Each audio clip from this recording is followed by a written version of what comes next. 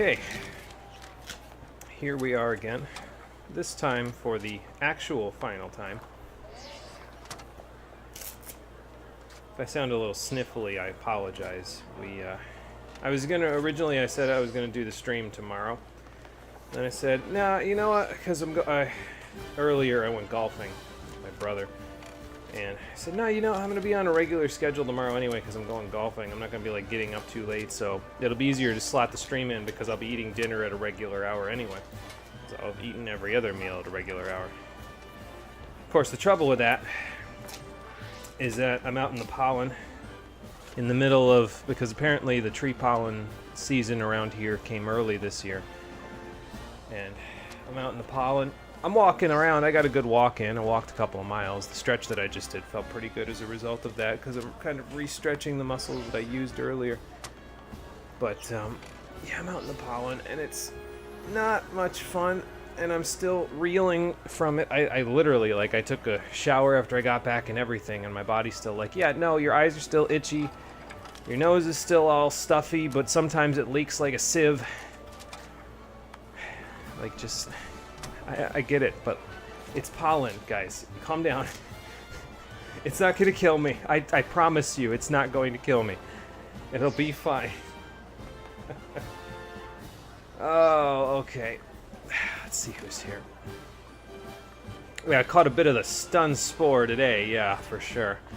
Just a smidge, maybe a little effect spore even. I wanted to take a nap earlier when I got home. I was like, yeah, I'm probably going to end up taking a nap by the time I'm done, and then... Body just kept going, not getting tired. Okay, maybe I should just close my eyes. And it's like, maybe not. Gets to be like 6:30. I'm getting everything ready for dinner. Finishing getting everything ready for dinner. I sit down while I wait for the last 10 minutes of the chicken being in, and now my body's getting sleepy. And I'm like, are you kidding me? Are you actually do you understand what's happening right now? In an hour, you have to be on again. Like, stop turning off. This is not a you can turn yourself off and back on again situation. I will be dying if you do this now. So, I'm probably also loopy from not taken a nap, but, I gotta catch them all, Pokémon. Today, we rejoin our brave heroes in their continuing journey across the region of Paldea. Unfortunately, they're all done journeying, because literally all that's left is a tournament and some story stuff. But... I decided we're going to do the tournament a couple of times because we have a reserve team that is raised to an appropriate level. So I said, probably a good idea to just give them some spotlight. I also found another high place. This was the closest I could get to the front of the school. I don't think I can...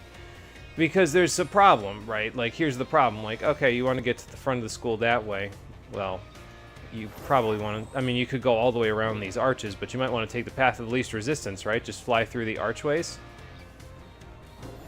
Yeah, you can't, because the archways block you with an invisible plot wall. So that doesn't work. It's not real. The arches aren't real. How you doing, everybody? Welcome to the outro of Pokemon Violet, the stream edition. Last time, after finishing up the main story, we did the gym rematches, and we also went back to the Team Star bases, the Star whatever they're called bases, training bases or whatever. And yeah, we did an assessment of all the gyms, and now the top champion is waiting for our assessment right there. And once we are done with that, we can participate in the tournaments. Now, you only have to participate in the tournament once, and then after that, you can do it as many times as you want. But like I said, I've got a couple of teams because we have the main team that we've been using the whole playthrough. But we also have a reserve team of 6 that I raised up, especially pretty much for this, and this was the only reason why I did it. So I don't know if it was a waste of effort or not, but I decided to bring them into the fold and have them be the squad that we take on the, like, required tournament with. So we're going to use this party of 6 instead of the other party of 6. It is a scuffed as all get out Sandstorm team, but that's okay. It should work pretty nicely as long as I stick my Sandstreamer in the very front of the party. We'll see if it works out okay. And we're going to use them for the required tournament, and then probably use them for one more random. The idea basically is that after the first required tournament, the rest of the tournaments are randomized, which opponents you get. So we'll use this team for the required tournament, then we'll use this team again for a random tournament, and then we'll bring in the OG squad, the ones we've been using the whole playthrough, to round it out by doing the last random tournament with them. So, and there you go. And hey, Seichin, how you doing? Welcome back to the stream. And Chris, I forget if I said hello. Hello, welcome back. Yeah, excellent start. Oh wait, isn't this the next part where we reluctantly indulge in Nemona's weird battle fetish? See, that's the best part, but I can't tell you what the best part is about it just yet until we give our report to La Primera. So let's give our report to La Primera. So, yeah, it's got a good aesthetic, honestly. It really gets you into the mood for academia. Those were some very large words for a 10-year-old. I know. Ah, okay, makes sense. Why? I mean, do you think they're going to show up here randomly? Like, who's going to say anything? I guess Miss Time might, because if she shows up, she'll be like, well, you know, he said this about Rhyme, but I'm not really planning on saying anything about Rhyme because her gym, she's fine, but her gym battle is forgettable, so I'll get out. So, I mean, we could go to the lunchroom or one of the classrooms, or I could take the top champion to my dorm room. Don't you think this is a little inappropriate? Like, it's very empty. That's because I literally haven't been here. I was here for the 3 weeks. Yeah, no, not this room. I was here for the 3 weeks that I was in school before the treasure hunt started, and then I literally... This is the first time I've seen this room since the treasure hunt started, so it wasn't this room. If it was anything, it was something else. Actually, it's the second time because I woke up here after the events in Area Zero, so... I mean, I guess Mom wouldn't mind. Just don't feed... Well, you can't feed Squevin anymore. He's a Greedent and in Arvin's party, so... Sure, why not? The easiest to face? Who did I sweep like a crazy person? I feel like Ayano basically was just like... There was nothing to it. It was just like, oh, I have a ground type with Moxie, so... Probably she was the easiest one. Strongest impression. Well, see, the problem is that I associate that with, like, the one that I like the best, but I think you already have a question for the one that I like the best. I'm just going to say Kofu for both of them. Why not? I think I need to sneeze. Hold on. Nope, it went away. Who gave me the most trouble? Well, actually, Katie did, because I didn't have a good type matchup against her, because we didn't have any... Well, we had a fire-type move, a flying-type move, but no rock-type moves, so, yeah.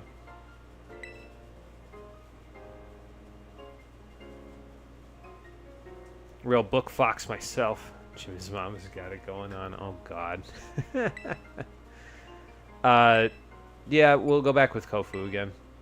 He left a strong impression because I like him as a gym leader and as a person. Well, I'm glad to help, I guess. I think you get a King's Rock no matter how you answer that. I think the answers are arbitrary because I've never gotten anything other than a King's Rock, so I don't know. But I could be wrong about that. Well, good. That will make Nemona... Yeah, I was going to say, that'll make Nemona happy, because then she'll have a chance to fight you and a chance to fight me, maybe in the same tournament. Okay, I can take it easy for one day. Sure, why not? It's the middle of the day, but I sure can go to sleep right now. Oh, okay, it's just... She said the rest of the day. Now it's a week later. Okay. I'm confused on the timeline here. Like, how did... Like, school flew by in those 3 weeks. We gained 0 levels, despite the fact that Nemona wanted to battle us every waking moment of the day. And then... This is just, oh, take it easy for the rest of the day, and then it's just a week later. Like, what? What is happening here? What's up, Nemona? Just barely, huh? Yeah, well, I sort of spoiled it last time because I said it offhand, not thinking about it, but... Yeah, it's the Academy Ace tournament, although... Yeah, I was to say, everybody seems to be referring to it by something else, like School Battle Brawl, and that's just getting under Nemona's skin, which I don't see a problem with that. Sure, why not? I even brought the reserve team in to have some fun, because the other team is so over-leveled for this that they would probably steamroll a lot of it, so, because you get a lot of experience for doing the gym rematches, apparently. Yeah, well, I mean, I get the feeling that she's just going to stomp everybody, and then I'm going to end up fighting her in the finals anyway, either her or you. But yeah, this is the best part that I was talking about, because Nemona doesn't even get to participate in the tournament that she created because of the fact that she had to do all of the administrative stuff because she didn't get to volunteer for La Primera's little gym inspection thing. Like, so it's just going to be me and Gita in the final match. There's just no one else that'll even remotely get close. I wish this was more like the Pokemon World Tournament in Black and White 2, where the results of the actual matches can sometimes go either way. Like, even if it's somebody who's really good versus somebody who's really bad, sometimes the really bad person, well, by comparison anyway, sometimes the person with a disadvantage in typing may still win out, and you end up fighting them anyway. So it almost feels somewhat random here. At least in the first one, it's not randomized in any way. It's just the four that you would, well, the one champion that you would expect, and then the other three. I mean, I guess you might expect them, but maybe not at the same time. I literally just slept for like a week. I don't know. I mean, something like that. I went into a coma or something. Jimmy, wake up! You're having a nightmare where you have to keep playing this video game until you exhaust all the content. She has been cucked, yes. Yes, she has. And honestly, like, I wish there was enough of a person here for me to feel bad, but just, it's Nemona. Like, she's one character trait, I said it. One character trait stretched across like 40 hours of gameplay. So she doesn't feel like enough of a character for me to feel bad for her.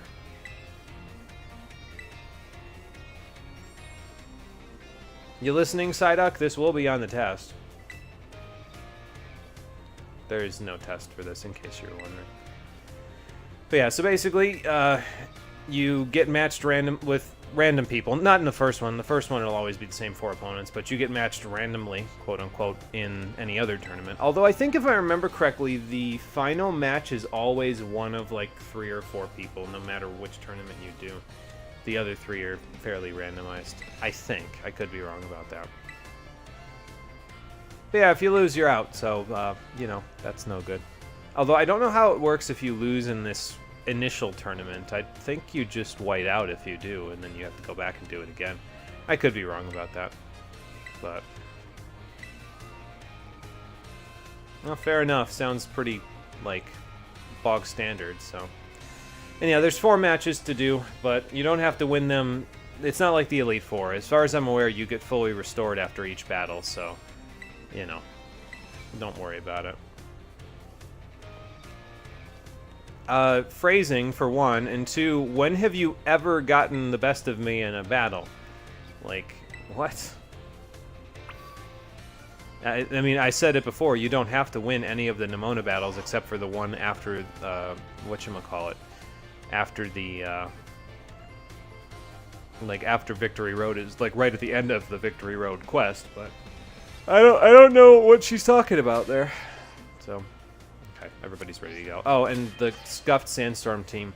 So all the ones that have advantages in Sandstorm have items other than safety goggles, but the ones that don't, like they would normally get hit by Sandstorm damage, they have safety goggles on. And that will also immunize them to any powder moves, which might come in handy at some point here. We'll see. Sure, why not? I guess I'll give it a shot. Jimmy, you need to catch them all, Jimmy. It's Pokemon, Jimmy. Yeah, that's going to require 2 games, and I don't have the money for that. So there ain't no catching them all to do here. I caught a lot, but not them all. Listen, when I first played Pokemon, I caught like 65 Pokemon, and like that was what my Pokedex said. I remember it very vividly, the very first playthrough I did of Pokemon Blue. 65 Pokemon registered in the Pokedex. I was like 7 or 8 years old, I was impressed by that number. I was like, that is a ton of Pokemon I caught.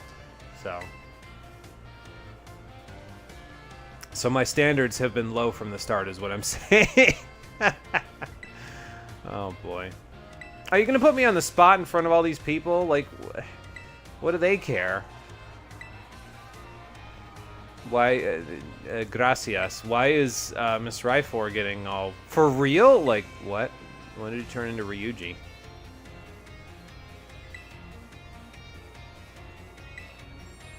Yeah, fair enough. In other words, the first one of you that knocks them out of this bracket gets to be a champion themselves. You know, unless you're a faculty member, then I would just expect that out of you.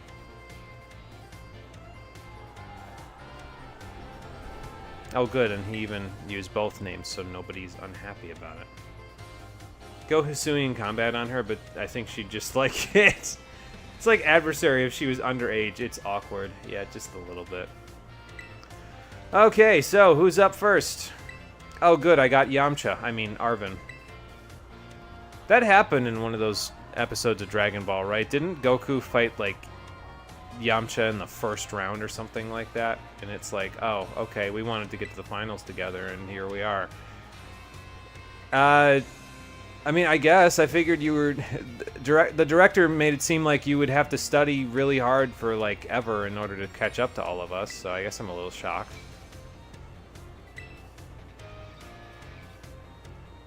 I mean, you already have Pokemon that are stronger than all 8 gym leaders, so I think you're strong enough as it is, Arven. But, well, fair enough. Alright, let's see what you got, Arven. Unfortunately, you don't get to hear Arven's theme again, or, as far as I know, maybe only in the final match do you get to hear the theme of the person that you're fighting. For everybody else in the tournament, this is the theme that plays in the background, and I can appreciate the smooth jazz and the, you know, saxophone going on in the background. That's fine. It's just this for everyone, including people who had unique themes. It seems a little bit, but it's whatever it is. It is what it is, you know. All right, anyway, so Hippowdon just do a body press. This, by the way, normally I'm not a big fan of when they have the camera so close to a Pokemon as they do with Hippowdon here. But this is actually terrifying. Like, can you imagine this hulking hippopotamus just looming over you like that? And I mean, it's gigantic. Like, look at, it's basically on all fours, and it is as tall as me on all fours. This is terrifying. So I'm actually okay with this camera angle. Out of all of the ones that are just way too close for comfort to the Pokemon, Hippowdon is the one that I'm actually okay with. Because again, this is like nightmare fuel. this close camera angle. For what it's worth, he was cute when he was a hippopotas. So, let's see. Grass ground. I mean, I could switch in Jacqueline if I really want to. We'd get super effective hit off flamethrower. I don't know if that would KO though. That's the thing. I guess we could just switch in the Liberty Bell. That makes more sense, honestly. We have, for some godforsaken reason, some crazy person at Game Freak decided it'd be a good idea to give Bronzong Ice Spinner. So here you go, a Bronzong with Ice Ground a Bronzong with Ice Ground coverage to go with its Steel-type coverage. I took away its Psychic-type moves because this one is Adamant, Max Attack EV, but, and I think it has a pretty high Attack IV as well, if I remember correctly. But, I took away its Psychic-type Stab because it doesn't need it. Its best one is like Zen Headbutt, and that's not even 100% accurate. So I was like, yeah, no, you don't need that. I'll give you Ice Ground coverage instead. That'll work much better. Take the hits all days. And every day, because its defenses are still massive despite the fact that it's Adamant max attack. I think its attack and defense stats are almost exactly equal. So, never mentioned, but his hair kind of looks like that one poison fish, Marina or something. Just kind of curious if the designers thought of it. It's terrifying. Hippos are legit scary. I'm trying to think of the one that you're thinking of in terms of the hair. I don't know if I can place it.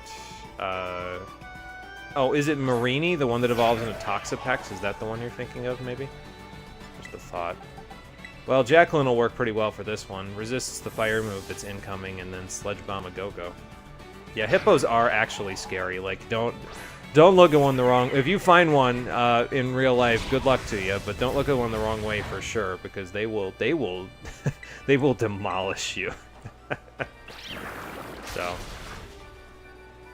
as for Salazzle, I see you freaks that make this thing. You knew what you were doing with this thing. Just look at the... How can you stand to look like that in public? You look like a tramp. That was a Michael Rosen reference for you there. Love that guy. Anyway, let's get the physical tank in for the physically tanky. Yeah, hippopotamus. I love its sound effect, too, when it comes in. Not Hippowdon. Hippowdon is scary as all get out, but Hippopotas is like... I love that. It's, like, stuck in my head forever. First time I heard it, I was like, nope, I love you forever. Anyway, I have Yawn on this thing instead of Stealth Rocks. I just thought it would be more useful, but I don't necessarily know if I'm going to use it, because Earthquake just 2-hit KOs this, so... Probably would have one-hit KO'd if I had been holding a Soft Sand, but I decided it'd be better to have the leftovers because we can tank hits literally all day, every day. See, that's the difference between this party and the one that had Dragonair in it that I showed you guys a while back, is that this party, like, we have tanks in the form of, like, Bronzong and Hippowdon and that sort of stuff. Well, actually, those are the only two. But, I mean, I guess Ampharos is kind of tanky. Not as much as Hippowdon and Bronzong, though. But, like, they're tanky, but at the same time, they can dish out a pretty sizable amount of damage at the same time. Abaddon, are you okay? You seem to have figured out a way to become invisible. How did you do that? Okay, there we go. Sorry, apparently he phases in and out of reality sometimes. That's just great. Water type move incoming. I see an opportunity for Cacturn to come in. Am I faster than a Cloyster, though? I don't know, honestly. I feel like this might... Like, what if he reads me and just uses an Ice-type move? Oh, boy. I guess we'll find out what happens, won't we? Nope. He's got the water move. That's fine. And we don't get buffeted by Sandstorm on Cacturn, because this one has Sand Veil. I would have used Water Absorb, but then the Sandstorm wouldn't really have worked out too much, so... I never get to use Cacturn because it's really frail, so like I try to take as many opportunities as I can to actually get it in when it would make sense for it to come in. So, is Cloyster a squirter? Oh my god. Lovander came from somewhere, just saying. Is that the one from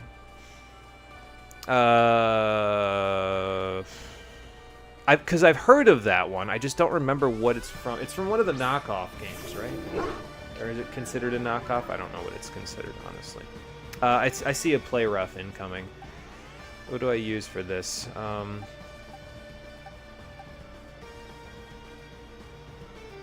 mean, I guess I can go back into Abaddon because he's still got full HP. I could go into the Liberty Bell as well, but I don't have an advantage there, you know what I mean? I mean, I guess Cassandra wouldn't be bad with the Dazzling Gleam either, but the sneeze is coming back. That's why I sound more nasally. I'm just going to go into Abaddon. So. Oh, is that what it is from Pal World? Okay, gotcha. That's the one I was thinking of, I guess. But I was like, no, I know this name from somewhere. I just don't know from what. So that's what it is. Hey, Lifeblood, how you doing? Welcome back. Long time no see. We're almost done with Pokemon Violet, so. Current team is Tinglu, Hatterene, Great Tusk, Ceruledge, Dragonite, and Kyurem in Pokemon Scarlet. Those are some strong mons you've got there. I don't have the advantage of having quite so many legendaries. I've just been sticking with the stuff that I can get more easily.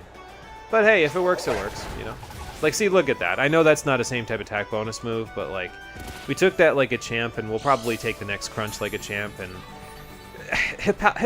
Hippowdon just has, like, enough HP and defense to really make a big difference here, you know what I mean? So, I'll take it. I don't actually know if you only get one Terra in this whole tournament. I imagine you get one for each battle, but I'm probably only going to use one because I don't think I'll need it for the other ones because this should be a 2-hit, yeah. So, there you go. The knockoff that got big enough to start outgrowing being a knockoff. Yeah, aren't they, like, suing the Pokemon Company or something like that? I'm not in tune with the times. I don't know what the heck is going on in terms of video game news, but I think I heard that they're suing them or something like that because... Or is the Pokemon Company suing the Pal World people? I don't know. Never said you're never going to touch Pokemon after the thing that is Sword and Shield. What changed? I thought I could do something interesting with this one, and for what it was worth, I do think that the playthrough that I did made it somewhat unique because of the way that we did things.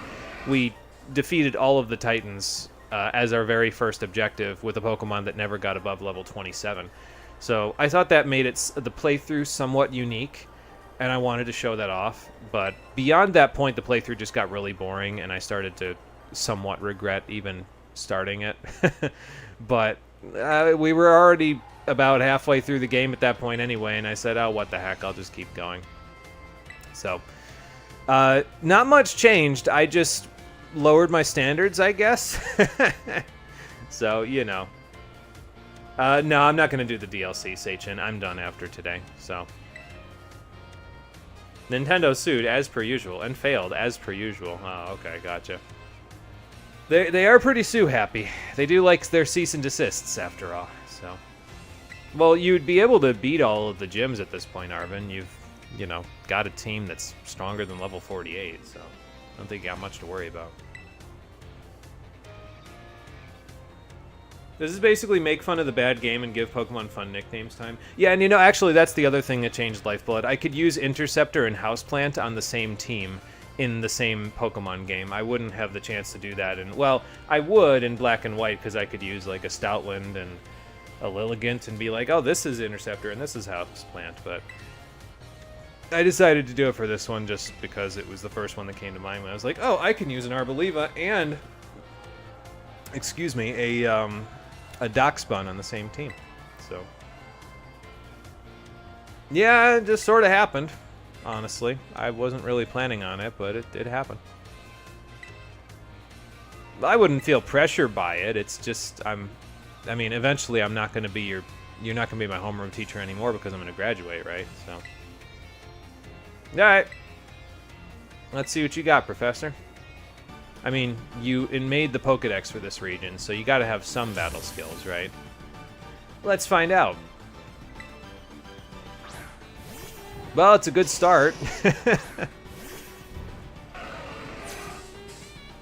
Oh, good. Abaddon has turned invisible again. Love that. Why does this keep happening? Alright, so, I don't know. I feel like I know we definitely still 2-hit KO with Earthquake even after the attack drop, so I feel like I'm okay with just staying in and doing this. Like, if we get burned, okay, whatever. We didn't. I think the burn would have procced already, yeah, if we did, so. Oh, wow, we just one-shot it from there. Oh, my God. And that's an Arcanine. Like, that's nothing to sneeze at that we just managed to one-shot that after an Intimidate. Hippowdon's strong and invisible. Still don't understand that. Okay, Lurantis. Get the hot pants in here. The bell-bottom jeans. I'm gonna sneeze again. Let's send out Jacqueline. I wonder if anyone's gonna get the reference with this one. Probably not, honestly. I feel like it's too obscure of a reference for anybody to really make the connection. Know some Pokemon knockoffs that are actually really good. Played them yourself and love them. Story heavy and interesting. I can tell you the names. They are available on Steam if you're interested. Arcanine doesn't have defense anyway. I don't know. I think it has like base 80 defense or something like that. So that's not awful. It's just not incredible. So, but yeah, I mean, it's not like the most defensive Pokemon anyway. After an Intimidate, though, I mean, you think about that, then it basically has like effectively 120 base defense. Okay, my homeroom teacher has an Arcanine and a Mudsdale on the team. He's all right in my book. That is a good, solid team so far that you've got going on. I see another Cacturne opportunity. I was going to switch in Bronzong, but Ice Spinner would not one-hit KO this thing. So I think somebody else was here named Pad, and they recommended Koromon was a game that I think that was who recommended it anyway. They recommended Coromon. They said that one was pretty good. And I mean, I looked at it, and the sprite work looked pretty good, so I said, yeah, maybe I'll check it out at some point. So that was one of them. But yeah, there's probably more than that, honestly. So heck, if we need a Pokemon knockoff, I have several A-tier PS4 games that use mechanics that are similar to Pokemon anyway. It's just some of them are a little tougher. You know the one. It was remade from the PS2, and a lot of people said it was one of the toughest RPGs on the PS2. Yeah, Coromon, like the Digimon, different spelling, but yeah, pretty much. So, look at that. Cacturn got 2 KOs this match. I'll take it. I don't think you're KOing a Swalot, though. That's not gonna... Although, I could, technically speaking, do a little bit of, like, fussiness here, where I use Cacturn's inbuilt Rock Terra typing that I got from that Terra raid, and I could just Terra Rock, and then I think Rock, if I remember correctly, resists poison, so that'd probably be pretty okay. What do you have for the Liberty Bell, anyway? Probably not much, right? It's a Swalot, like, what could it have? Is good, yeah, but your eyes were more on Nexomon and its sequel, Nexomon Extinction. Okay. Well, that's another one I can take a look at, then, Nexomon. Maybe I'll write that down when I'm all done, because I'm not going to be able to remember all this if I don't write it down, so... Oh, it has Fire Punch, okay. Yeah, alright, sure. I'm not even fireproof in that, or heat-proof, and that's all you got? That just one-shotted a Swalot. Okay. Now, I understand it was super effective, but I'm always impressed when Bronzong just one-shots something, even though I literally made it adamant max attack and all of that stuff, but, like, I'm always impressed when it one-shots something, because it's like, nobody uses this Pokemon for offense, but it is a premier threat in the main game of this, like, in this game. Its Steel Psychic typing with Levitate is really strong into a lot of teams in this game, so don't sleep on it. It's pretty good. Farigiraf. I don't know, honestly, I'm thinking we go back into Priscilla, but I could be wrong about that play. And it's going to use a Psychic-type move. Well, no, it won't, because it's not very effective. You know, why don't I Iron Head and see what it's going to do first? It might just use Crunch, which is fine. But if it does, I'll just see what it's doing and then switch in Priscilla, and then I should still be faster than a Farigiraf on Cacturn, even though Cacturn's not particularly fast itself, so...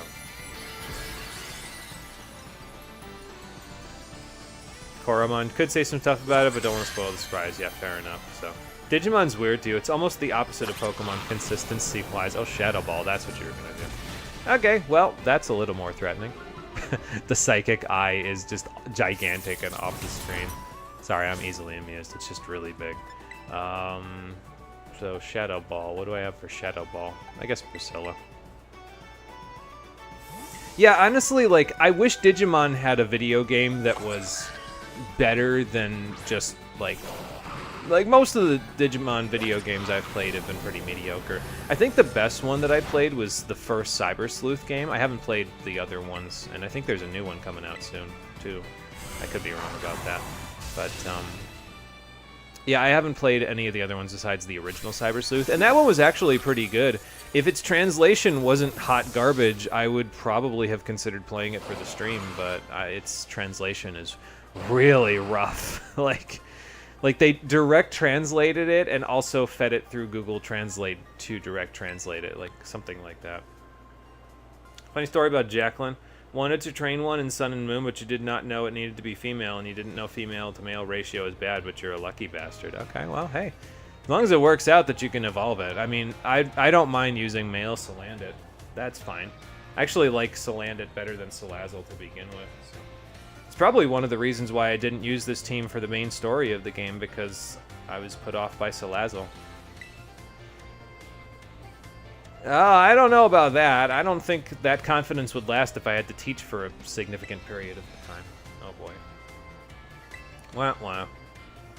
He just takes it in such stride. He must just be used to it at this point.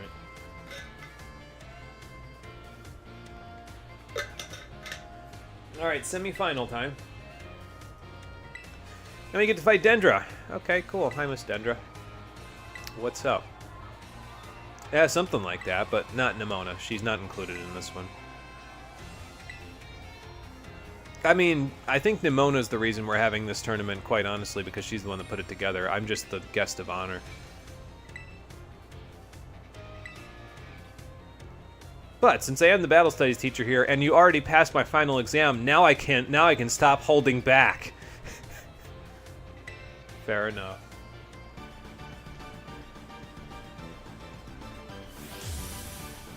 Alright, so we already know her typing, obviously. She said it in class, but there you go, Phalanx. Okay. So we don't have a good matchup against fighting types on this team. I don't have like a psychic type or a fairy type to just, or a ghost type to just switch in. So we're gonna have to play around that just a little bit, and knowing that, let's let Abaddon soak up probably, yeah, I was gonna say a close combat and just yawn at it. That is no damage at all, oh my lord. Never got into contact with Digimon, don't know, it's just not around in Germany and don't care about it. And I mean, that's fair. If it's not something that you really, like, have been exposed to, then yeah, it's just not something you'd end up being involved with, you know? So it's something that I experienced in childhood and did not want to stop experiencing, even though I was constantly burned by it. I think we soak up one more, do a little bit of damage, and then switch in Torpedo and let him just Psychic Fangs for a little while. I don't actually know how long he'll last because he's not particularly tanky, but actually probably I'll KO this Phalanx literally this turn if I stay in. I'm just going to Crunch actually, because that shouldn't KO even at -2, because Abaddon is not that strong even with it at -2. At least Game Freak didn't fail in the music department. Yeah, that was one of the positives that we talked about when we finished the main story of the game. I said, yeah, no, the music's really good. So, there is at least that. Forget holding back. Hold me down. I mean, you're going down. Huh. Freudian slip, that one. Emerald, but it's just Trumpet's musical triumph. I saw there was a video in my recommended feed not too long ago, and it was, what was it? Pokemon Emerald, but if a trumpet plays, the video ends, and apparently they got like a minute into the game without hearing a trumpet. I find that hard to believe, but I get the feeling they lingered on the new game screen for like 45 seconds. Penny's theme is lovely, and you love her and her Eevees. Well, you'll get to see her again today, because she has a little post-game cutscene after the tournament's over, so... I think all 3 of your friends have, like, multiple little cutscenes across the school. So, if I remember correctly. Alright, well, I don't really have anything great for Medicham, but hey, if it can miss a high jump kick for me, that would be fantastic. I don't have a ghost type to switch into to just make it crash this time. I could switch Jacqueline in, but, nah. I'll stand. Excuse me, get 2-hit KO'd by the incoming HJK, because, yeah, I was going to say... We are strong. Oh, Axe Kick. Okay. Well, that's also a 2-hit KO. But, yeah, it works out okay. That's the only trouble with Barraskewda, is that it's really strong, but at the same time, like, it really, really wants to be under rain. I probably should have Rain Danced right there, honestly. But it's fine. No, I would have gotten KO'd if I Rain Danced. Never mind. That wouldn't have worked. Oh, Blaze Breed. I was going to say, maybe I KO this, but not after an Intimidate, I don't. What do I switch in on this, though? I mean, I guess Abaddon, but... You know what? I'm going to let Torpedo go down, actually, because I'll get a big hit off, and then after I'm done getting the big hit off, I can send someone else in who isn't affected by an Intimidate. So... Oh, okay. Must have just seen a KO with everything. Yes, Cofish. Penny's alright. Didn't miss that. Good vibe. Love the meme of Nimona being yandere for you. I don't really... It feels like that's her only shtick, though, you know what I mean? Like, I feel like they double down on it because apparently someone on the dev team thinks it's really funny, like, all the time. And, I mean, okay, but I just don't see it. I said it already, but she's like... She's not even really a character. She's basically a trait stretched across the whole game, and I just don't... They could have done more with it, is all I'm saying, and they didn't, so. You have 2 Tauros? Oh, the other one's the Aqua breed, right? Yeah, okay. Yeah, yep. Saw the horns, and I was like, oh, okay, that makes sense. That makes a lot of sense. What can this thing do to Jacqueline? I guess do a Raging Bull, right? So that's a water-type move. I don't think you can KO this thing, Priscilla. And your Terra Rock typing literally doesn't help you, but hey, if it's going to Raging Bull me, maybe it's better to do this. So then after this, it's going to use Close Combat, right? So then we switch out again. Because I'm not faster than this thing. So it's going to be a bit of a problem. She's going to take a couple of Pokemon from me as a result of all this. Okay, well, you know, it's going to Close Combat, but I don't want to... I want to switch Cassandra in safely. So maybe I do that after I... No, you know what? I can switch Jacqueline back in, because then she can resist the Close Combat, and at -1, this thing might get KO'd by a Sludge Bomb. We can see. If it doesn't, then okay, fine, I'll just get Raging Bolt again, you know? I'm not really super concerned about it. I don't know, though. Tauros is pretty tanky. Yeah. No time like the present to figure it out, right? Okay, it's still one-shots. Good. Good, good.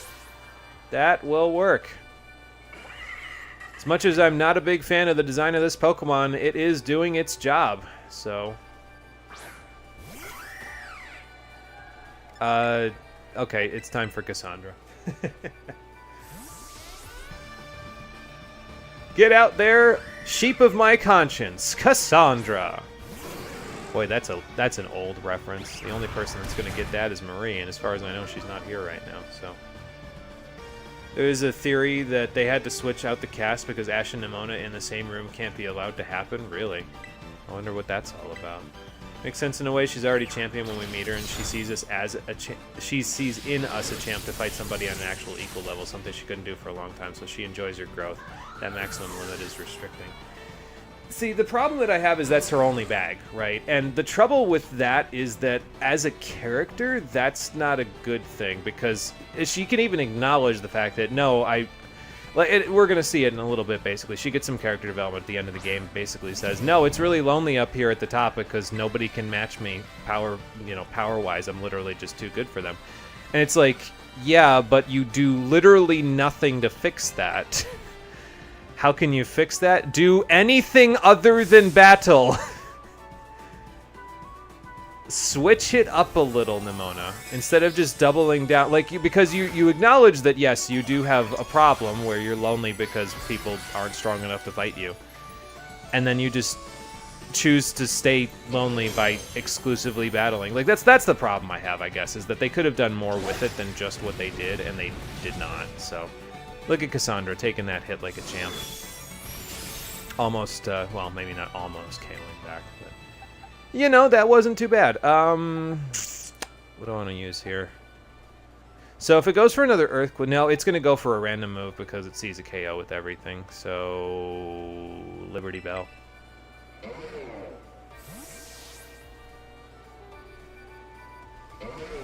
See what it uses. Watch it use knockoff or something ridiculous like that, just like a hard read. Okay, it's Close Combat. That's fine.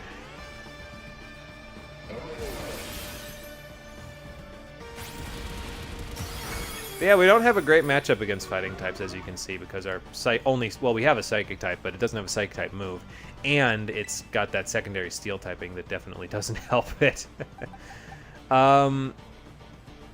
Is Bronzong faster than a Hariyama? I don't actually know. I don't think so. I'm just going to go into Jacqueline and let her finish this. We're going to take a big chunk of damage from this Close Combat, but this thing will be very easily knocked out after that, so... Like, watch it just rob 45% of my life right now. Yeah. Not really, not really shocked by that one. So, it's a good thing I have a passive resistance.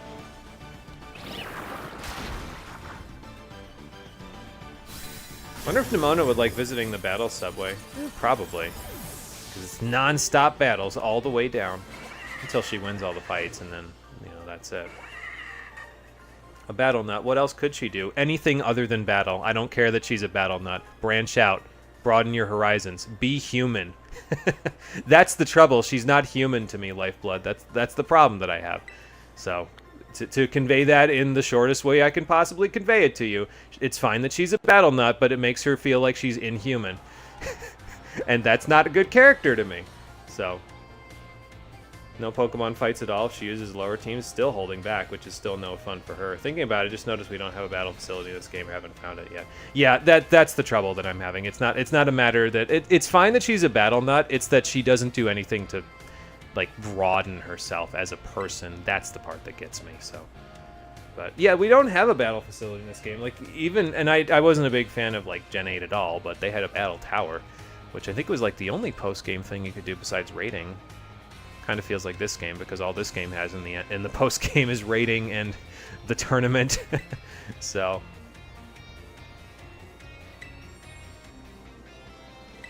yeah, most of the time.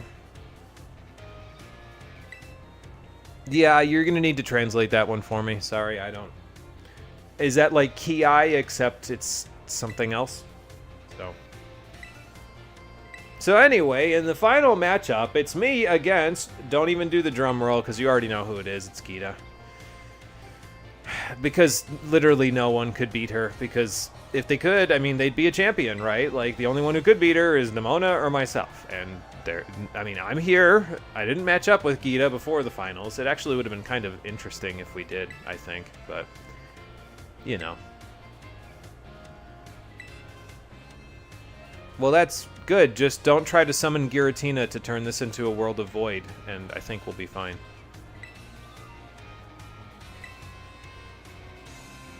You're gonna have to do a little better than you did in the champion battle, though, if you want to push me to further heights. I could have slept through our champion battle. It was very simple, so... Tell me you put the Glamora at the front of your team at the very least. Fine.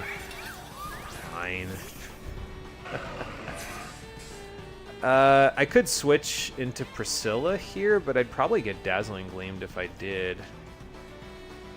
Do I want to just crunch this thing? I kind of want to just crunch this thing, but I guess I don't really have the best special defense now, do I? What could I switch in?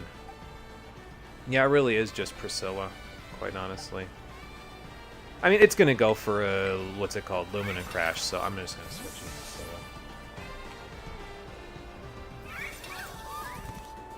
Priscilla. Tournament's replayable. Is this the battle facility? I guess it's the closest thing this game has to a battle facility, then, yeah, if this is replayable. You know what I mean? So, yeah, no, this is not a battle facility. Got another in this game. Gita's only got a good team in the DLC, you heard? Gita better team, yeah, there you go. I heard in the DLC, from what I've been told, that she switches things up where her Glamora goes in front and her Kingambit goes in back, which is how it should have been from the start, because Kingambit is literally better when it's your last Pokemon than it is if it's your random Pokemon, like randomly sent out whenever.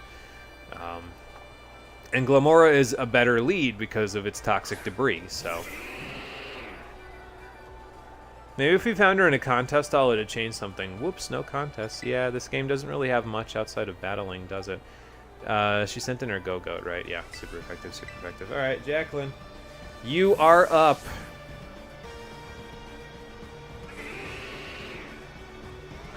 I wish I could have used Go-Goat on the main team. I've already used it on a main team. Oh, and she missed a play rough even. Well, that's great.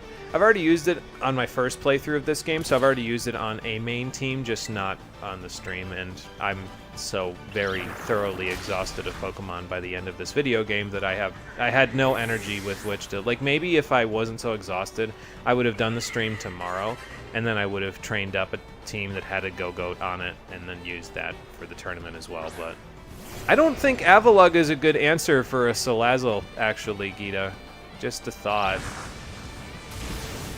Like, that's not gonna work out for you. Your iceberg is still susceptible to melting. I understand the concept of global warming. You're a little scared. This isn't an answer either! What is this? Why is Salazzle so good against your team? Oh my lord. Like, what do you have that's good against this? Like, do you have a ground-type move on Kingambit? Can it even get a ground-type move? I forget. Does Bisharp get Dig or something? I don't remember. Well, we outlasted the Reflect, so that's a good thing. I could probably still one-hit KO this Veluza with a Sludge Bomb, quite honestly. But I'll switch. I haven't taken any damage yet, so I don't really see a problem in switching. Cassandra, can you do this? You'll have to take 2 hits. Yeah, I'm going to try it. Excuse me. If I don't like it after the first hit, then I'll switch again, but... I have faith in Cassandra. I think she'll be okay. Yeah, she'll be fine. Oh, no static proc. That happens every time when I hit something physically with static. Oh, well. Didn't need it to, you know, fix her wagon there. Flay that fish!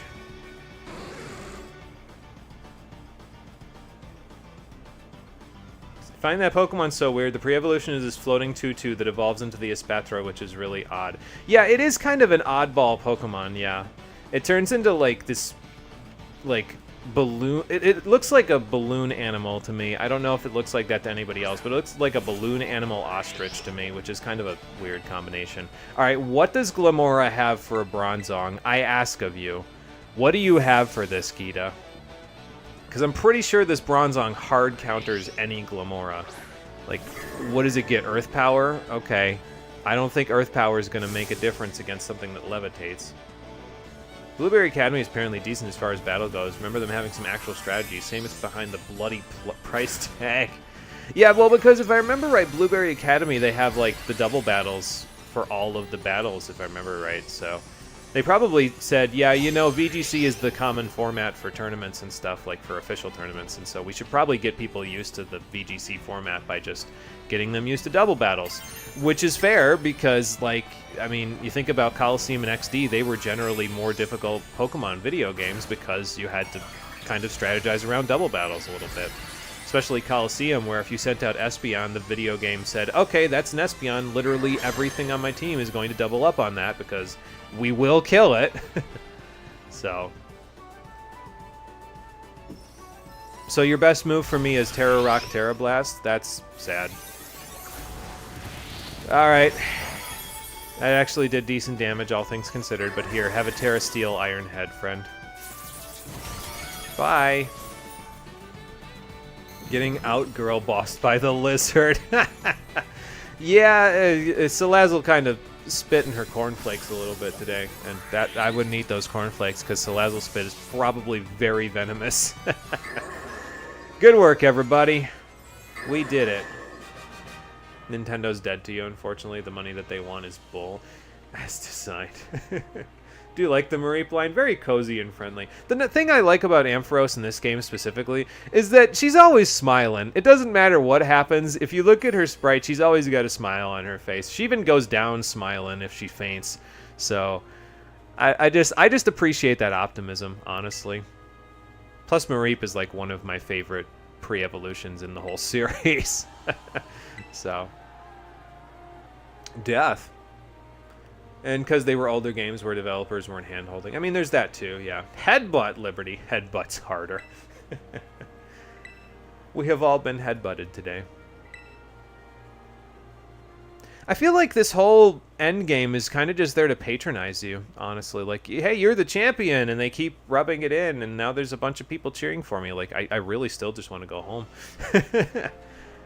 Like, you guys, you're not holding me hostage here, but I think out of being here and being in my own bed in my own house, I'd rather be there.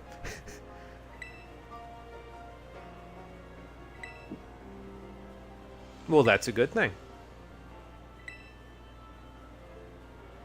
Glad to hear it.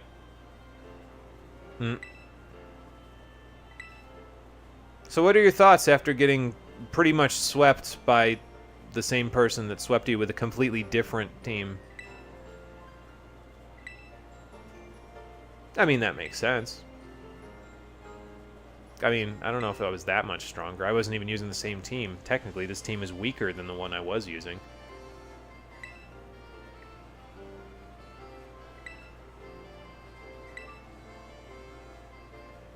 Sure, sounds like a plan.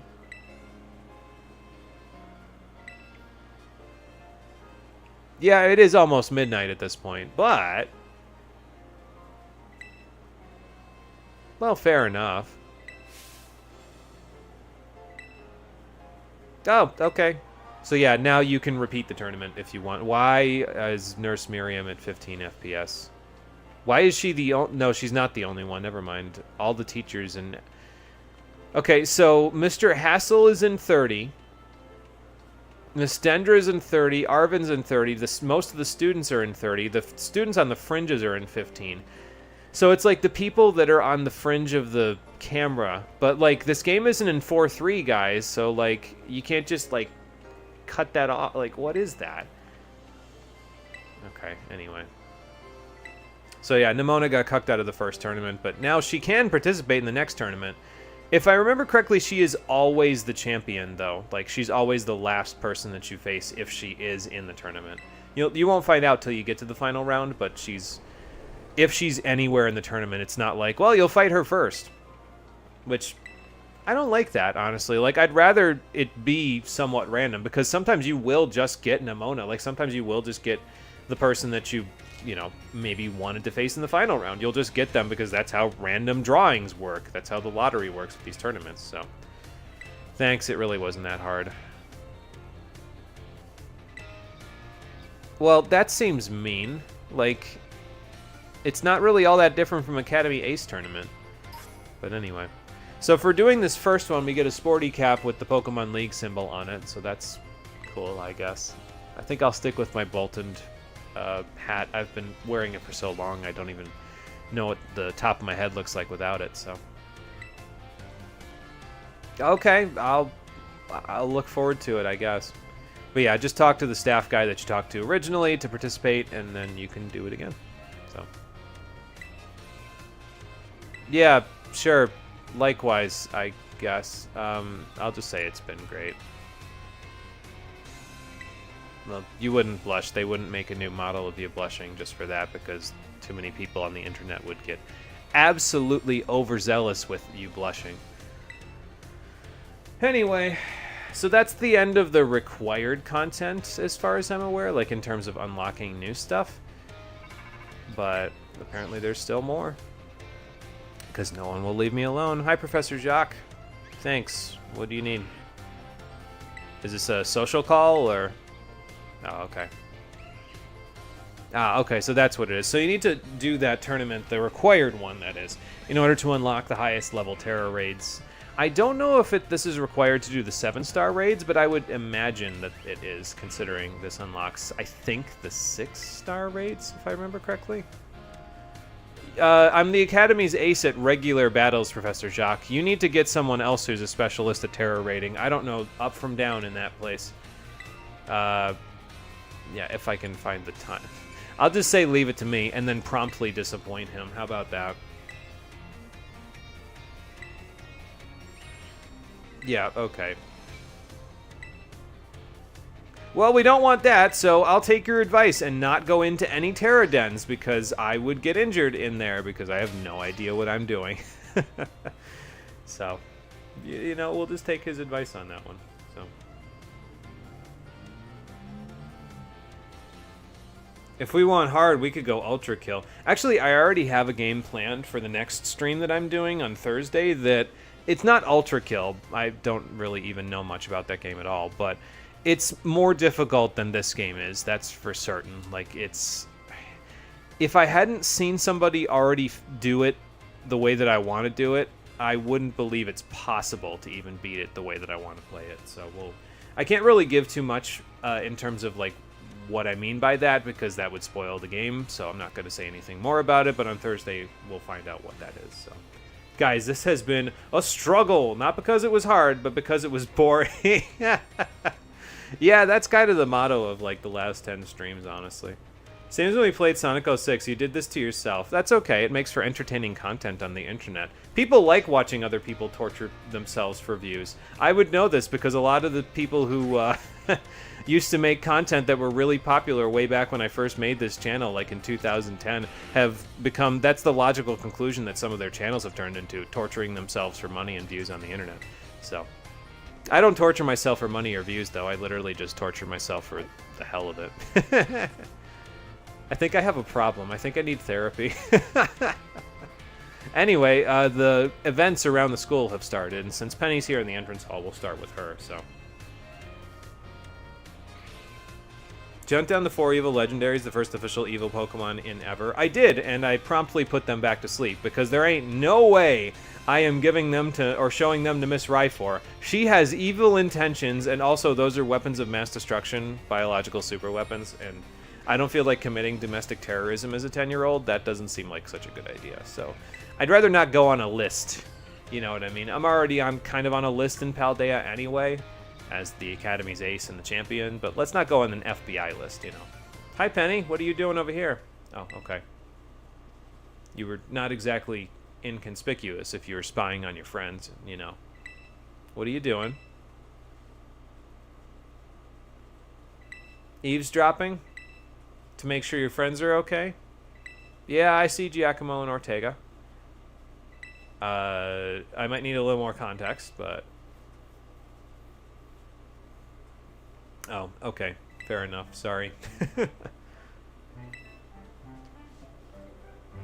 Yeah, but, like, they'll be okay. Like, the school isn't how it used to be, Penny. All those bad people that bullied them, they're not here anymore. So, like, you don't have to worry so much. I mean, I guess you're, like, their, you know, team captain, basically, so you do dote a little bit. It may have something to do with the fact that you're still wearing your Team Star uniforms. People probably aren't quite as kosher with that because they still know what Team Star has done in the interim since when you guys last came to school. So. Oh, 5hat didn't stop the internet, sorry to say. Raids, that word feels inadequate. Probably a personal thing for you. Yeah, like, it just doesn't feel like enough content to hold my attention for more than 5 minutes, honestly. So that's why I don't do them. That's not a high bar. I think we need a shovel for that bar. I would love a shovel, honestly, because that would mean I could play Shovel Knight for the stream, but that's a little bit of a ways away yet. We still have to finish the Mega Man Zero series, because I don't really want to play another Mega Man-like until I'm done with all the actual Mega Man games I'm going to play. And that means playing the Zero series and ZX and ZX Advent, so we got a ways to go before that one. Oh well. We'll figure it out. Masochist, yeah, but they're still oddballs. Urge to bully, rising. If your urge to bully them was rising before, it's about to soar into the stratosphere, so. I mean, that would be the sensible thing to do, but it's Team Star, so they are not going to be sensible here.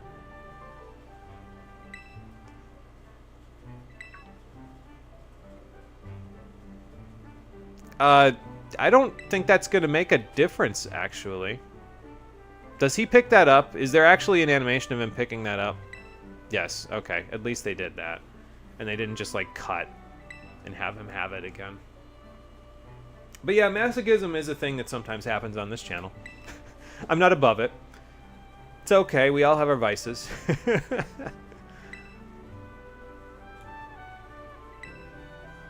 Yeah, but I think if that's what you want to do, you should just go take on the Montenevera gym rather than... It lifts the mood because they expect it. No one here expects that. They're going to tell you to keep it quiet because they're trying to study. Yeah, I think... I'm not a big fan of Ortega, but I think he's got a point, so... No, that is not your only option. You could literally just try to make friends, like normal people. Okay. Is it morning?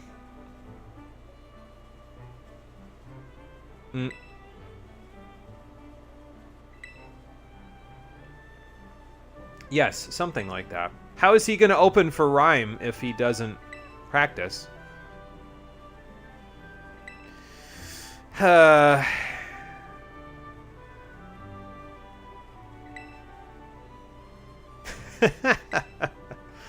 Yeah, about that.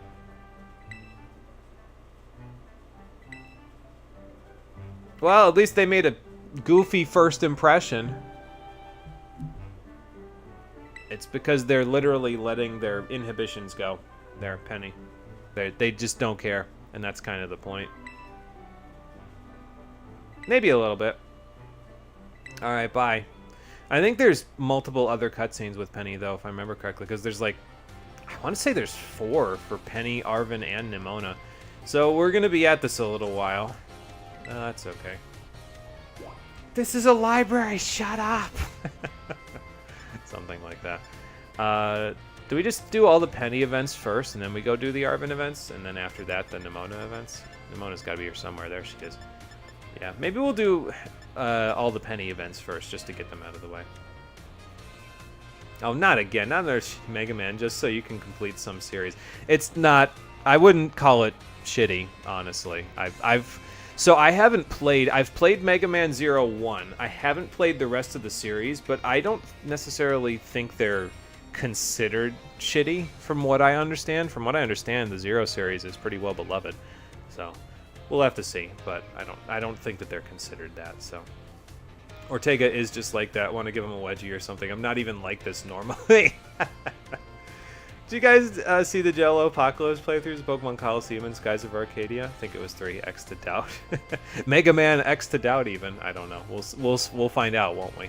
Like I said, the only one I've played is 01, so I can't speak for it. But I mean, 01 was pretty okay from what I played of it. It wasn't like my favorite game in the X series, but it was pretty okay. I did not see the Jello Apocalypse playthroughs though. Trying to remember Jello Apocalypse. My spider sense is tingling, so from what I understand, that name rings a warning bell in my head. I could be wrong about that, but I don't remember why it's ringing a warning bell in my head. Like, when I say ringing a warning bell, sometimes, like, when people on the internet do dumb stuff, like...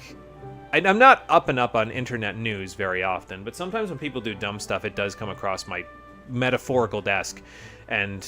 For some reason, that name rings a bell to say, huh, hey, maybe avoid that person. Okie dokie. I don't even know what I was okie dokiing for, but I'm okay with saying okie dokie, just like Mario and... Was it Mario 64 or was it Mario Kart 64? I don't remember where he says it exactly, but...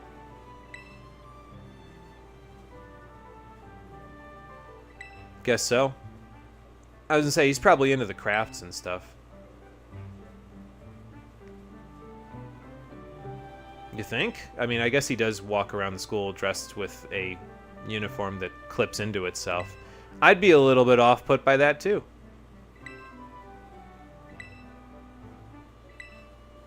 They sell cosplay sets at the school store? Why?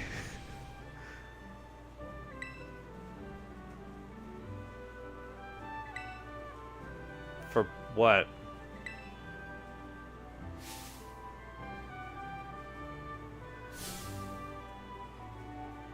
Okay, sure, fair enough. I'm surprised he decided to take off his... What do you mean? His hood. He looks like he's about 40 and like 12 at the same time. Honestly, I think we see how this pans out. It worked out okay with Ortega and Giacomo, so let's just see how this goes. Yeah, seriously. Yeah, because I was going to say, probably the person that bought all of them was his compadre, so... You were going to get one that's like half your size so that he could dress as a ninja? That's actually kind of cute. Okay, well, there you go. Does Atticus need a ninja cosplay outfit? Isn't he already wearing one? Maybe he's just getting a different one.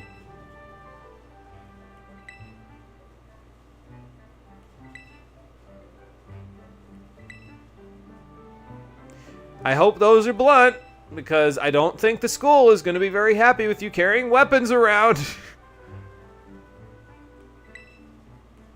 Oh, boy. He's like, listen, I'm your compadre. I'm not that big of your compadre. And you never get to see that kid in the ninja suit ever. Because that would require them to actually give a you-know-what about this game.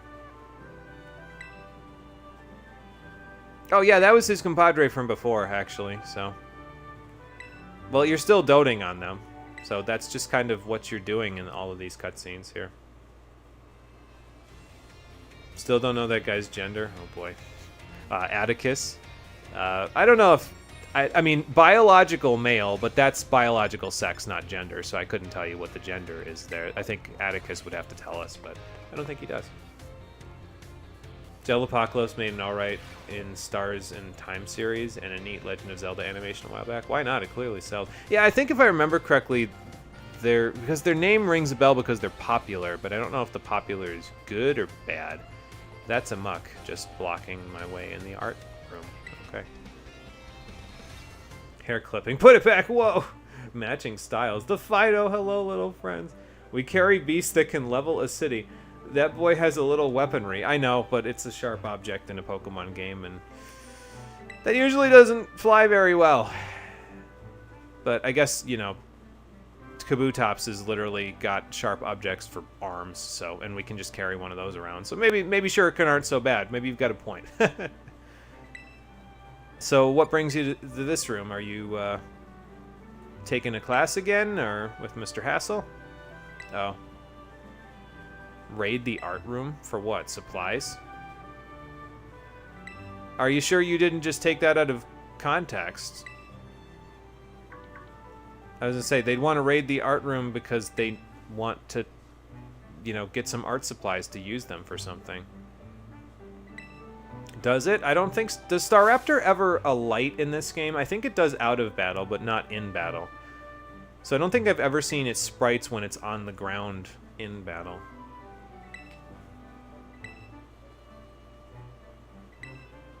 I think you're, like, overly trying to rationalize this too much.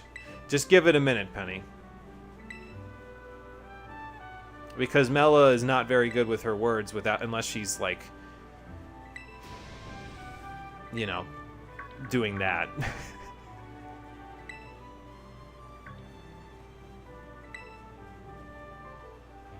Yeah, that's... I mean, some people like that, but it's also a good way to end up in the principal's office, like, every day. So... See, that was... I was going to say, that was all you had to ask, is, can I join? It's straight and to the point.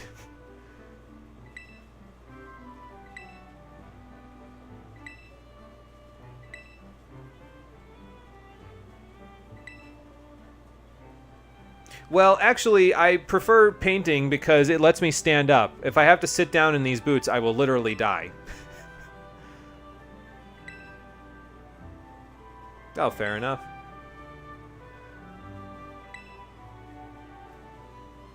Well, that's okay. Jello's popularity is not good or bad in your books, mostly a matter of taste if you want to see their stuff. Terminal Montage and Scott Falco have had better takes in your opinion? Okay, gotcha. Yeah, I don't know. Like I said, my spider sense was tingling from that, but I mean, I'm not always right about that, so I don't know. So, forgot the damn bird gets really physical. Like all of the above, so you are winning here. Fair enough there. Stream issues, uh-oh. Is the stream dropping frames? Let me look, hold on. Oh, 1 minute. It's probably for... It might be a you thing. Hang on, let me just make sure we're not dropping frames, so... Nope. We are not dropping frames. So, sorry, it might be a you thing. Yeah, the boots are meant for flame charge.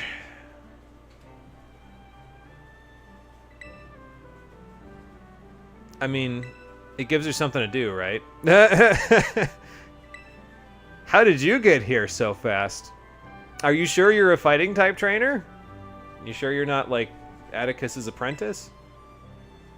No, you know, fair enough. There isn't really any place to hide in here. Well, yeah, I mean, she literally does the whole tough girl act to hide it, so...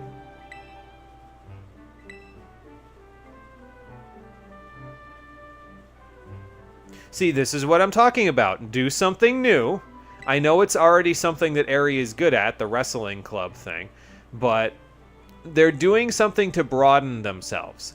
These are the role models that Nimona needs, and they are all around her. She chooses not to look at any of them or interact with any of them because Game Freak just wants her to do battle things and exclusively go on screen and say, hey, you want to have a battle? Like, there is potential for growth here. They're not utilizing it. Let her be a character so she can interact with people. Besides me. We'll get to Nimona eventually when we do her little cutscenes here. Okay, later, Penny. Well, okay, stream's getting in. Okay, well, that's good. Why'd you drop Twitch? Never figured that out. I just sort of, I thought about it when I came back, and I said, you know, it doesn't really make a whole lot of sense for me to keep, like, exporting this stuff. It would be a lot simpler for me to just have everything centralized on one platform. There's less work to do there, you know what I mean? So I was kind of okay with the idea of doing less work. So. Actually, it turned out pretty well, though, because I came back and played Slay the Princess, and, well, we got a pretty solid chunk of viewers for that one. There's like 400-something views on the first video, if I remember correctly from the last time I looked. So, those videos did pretty well. Honestly, all the videos have been doing pretty well by comparison to some of this. Like the Twitch exports, sometimes they get single-digit views because they just didn't really trigger the algorithm in any way. But apparently YouTube's live function triggers the algorithm a little bit more, because sometimes I will get over 100 people watching any individual stream, and that's surprising to me because it usually never happened in the past. So, oh, okay. I guess it makes sense there'd be a STEM track. I just figured there. Well, no, it would have to be an academy for everything, so a STEM track would make sense. And Arvin's in the humanities track, so. Okay. How private do you want to talk in?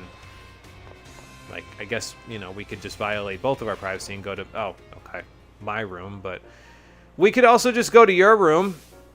That's cool. You, haven't been in here in a while, have you? Or maybe you've been in here for too long.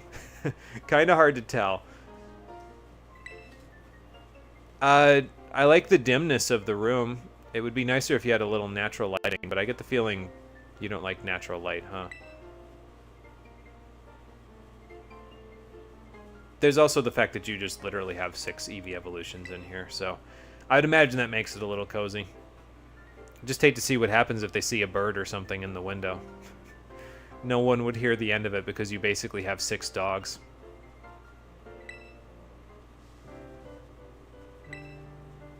Well, I understand that part, but you gotta let them be their own people, too. They like you as a person, but if you don't let them be their own people, they're gonna feel obligated, you know? They're gonna feel like there's something that you're holding over their head. I mean, it's hard to change, Penny. Yeah, especially that, and all you gotta do is believe in them. That's it. They can be their own people, and they can still be your friend at the same time.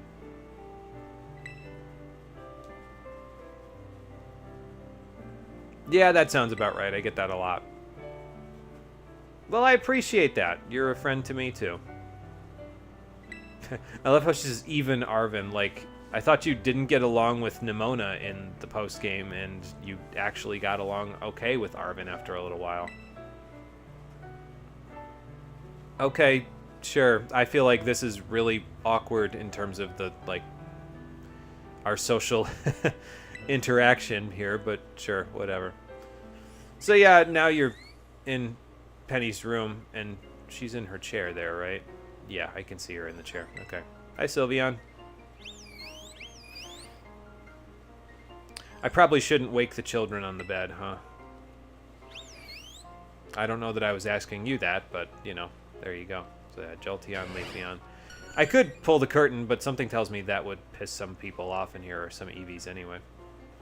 What kind of mischief are you two getting in over here? No, you know what? There's a Vaporeon involved in this. I don't think I want to know what kind of mischief is going on there. Umbreon, I guess that's the, you know, darkest spot in the room, maybe? I don't know. Something like that. Okay, so we can go see Arvin now, or we can go see Nimona. I think I'm going to save Nimona for last, actually, because she's the one that I probably have the most to talk about in terms of these scenes, so. Let's go see Arvin for all 4 of his scenes, then all 4 of Nimona's scenes, and then we'll do, like, 8 more battles. I'm putting too much work on myself. That was good fun. Don't think you'll ever get an opportunity to do voices like that again. Very cool audience engagement. Yeah, and it was. Like, we got a lot of people chatting in it and everything like that, so it was pretty good. Everything worked out pretty nicely with that. Be surprised how sneaky big people are. People regularly do not notice you. Yeah, you know, actually, it's funny because I'm 6'2", so I'm not super tall, but I'm not small either. And people have said that I don't make like much of a sound when I walk around. Maybe they expect me to, like, I don't know, rumble the floor or something with like an earthquake when I'm walking around, but like, I don't know, I just walk like a normal person. It's definitely too long. Love it. It's the perfect home. The resemblance to your place is uncanny, even if her place is bigger. Yeah, it's that those little teeny tiny apartment spaces. It's like, okay, I gotta do what I can with the real estate I have. But those dorm rooms that they've got here are pretty big, all things considered. We didn't get a room like that when I was in college the last time.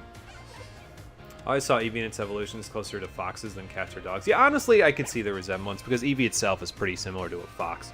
So, sleeping Jolteon is a treat. We did, in fact, see it in the electric gym, and we actually got to talk to that one. We didn't get to talk to this one. Mischief pawing at the treat box for sure, probably. You could have walked away from that. Shame on you. It's not the first time on this stream that Vaporeon has been mentioned, and that joke has been put back into the public consciousness, so if I have to endure it, so do all of you.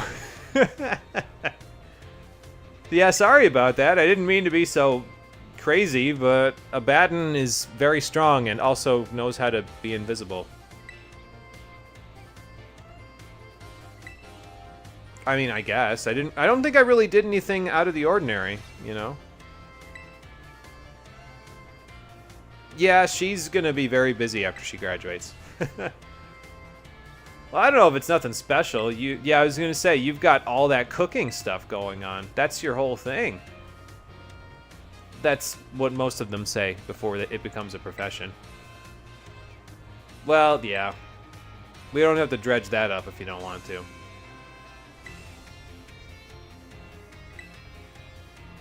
Oh, okay. And what do you mean by that?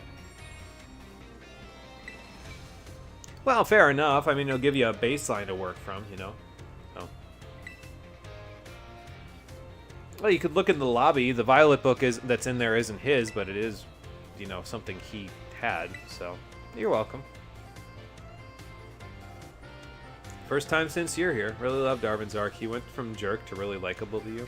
I know, I've always sort of liked Arven a little. Like, I don't necessarily know if I like him in the grand scheme of things when compared to characters from other video games, but compared to other characters within this game, I guess I've always sort of liked Arven because he's just kind of, I don't know if I want to say he's a goofball, but he is kind of just a goofball. Like, he wants to look tough, but it's like, you know, it's just an act, you know what I mean? So he's doing it because of the fact that he's having a hard time making friends, and then you just sort of ignore that and become his friend anyway, and he's like super chill about it, so I'm okay with that. I think it's because Jolteon, Flareon, and Vaporeon were designed first. Eevee was all that cat, dog, fox, and a few other cuddly pet animals tossed into one, buddy. Yeah, if I remember right, there was an interview where the person, like, I think it was, I don't remember if it was Ken Sugimori or if somebody else designed Eevee. I think it was Sugimori, but I think they interviewed him, and he said something like, you know, I don't want Eevee to be a specific animal. I want it to evoke feelings of, like, I've seen this before, but not be able to pinpoint it exactly. You know what I mean? I think if I remember right, that's what the interview said. So, what you got, Arven? Oh, wow. Sample research. I can't even see it. Did your dad work on making the papers invisible? Who did you hand them to? Are they floating in front of me? Sorry, I'm doubling down. I'll stop.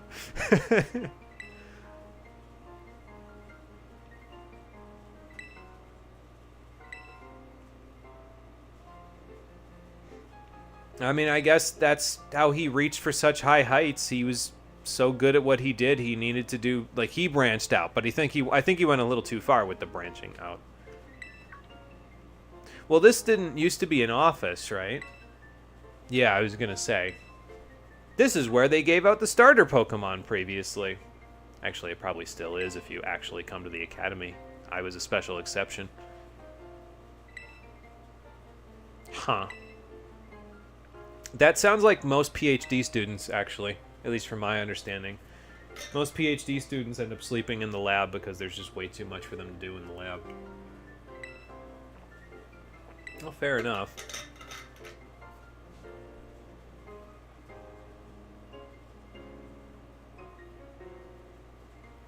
Hey, Kirby, how you doing? Welcome to the stream.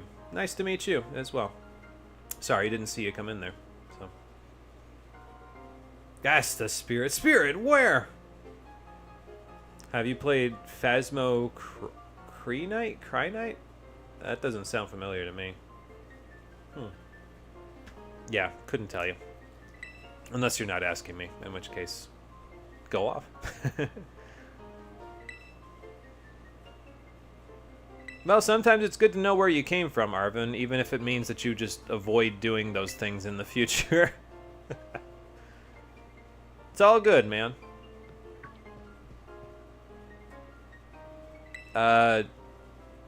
Yeah, he marches to the beat of his own drum a little bit, so.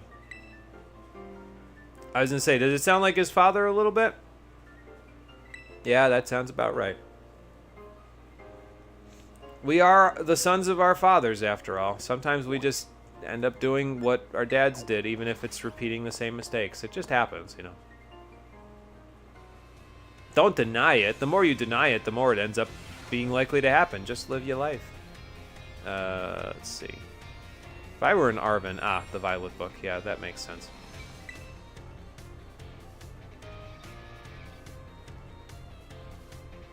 Phantasmagoria. Phasmophobia, and you were addressing... Oh, okay, gotcha. Just saw Jacksepticeye doing it once. So the spirits are there. Actually just passing through. Looking for you so I could finish up your cutscenes. No, I was literally in the school already, Arvin. Lest you forget, we were in the office like 2 minutes ago. Oh, okay.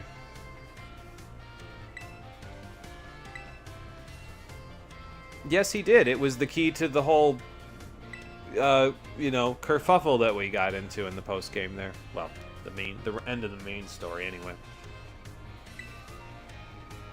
It all sounds super fake, but it's got all these cool pictures. Fair enough. I've seen the whole book, but yeah. Look at this entry. Aren't you very excited for the DLC that we've got coming up that will make you pay $30 for? Well, they probably smudged it from the record because it probably, yeah, I was going to say, it was probably something that actually held a little bit of truth, and they didn't want the public to know about it. They won't even tell the public about what we did down there, so you think they're going to tell the public in a book? I don't think so. Yeah, fair enough.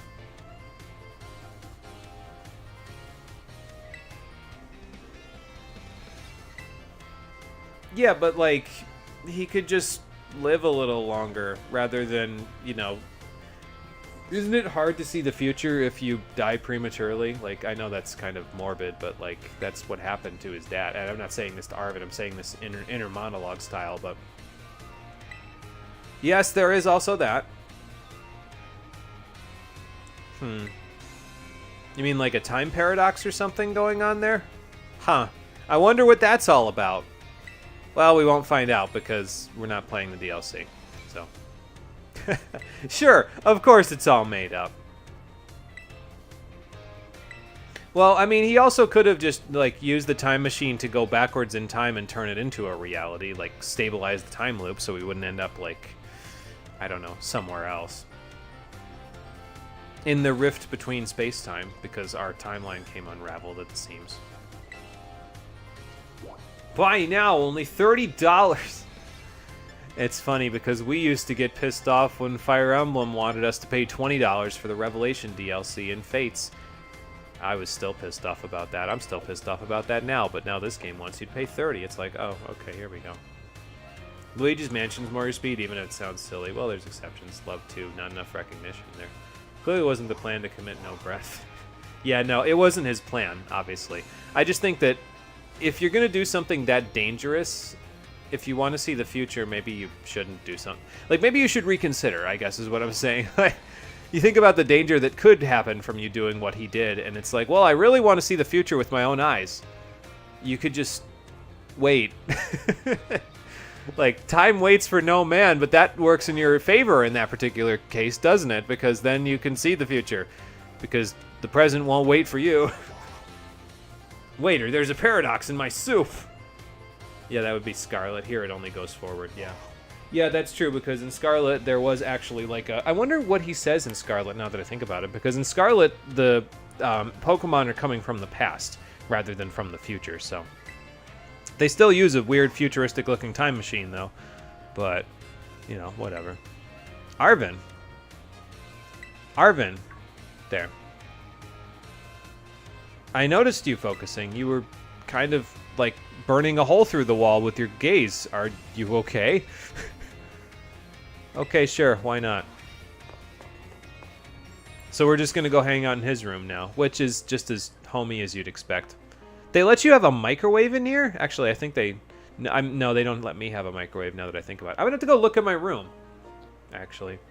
Also, you shouldn't just keep potatoes out like that. I know I'm sure you use them, but not like that many. It does, in fact, look like your room. You've really made yourself at home here. Unlike me, my room looks like nothing. Because they don't let me decorate it like a secret base. I do like the little picture of my boss diff before it evolved over there, though. And there's like a tiny Arvin off in the corner of that picture. That's nice. Okay.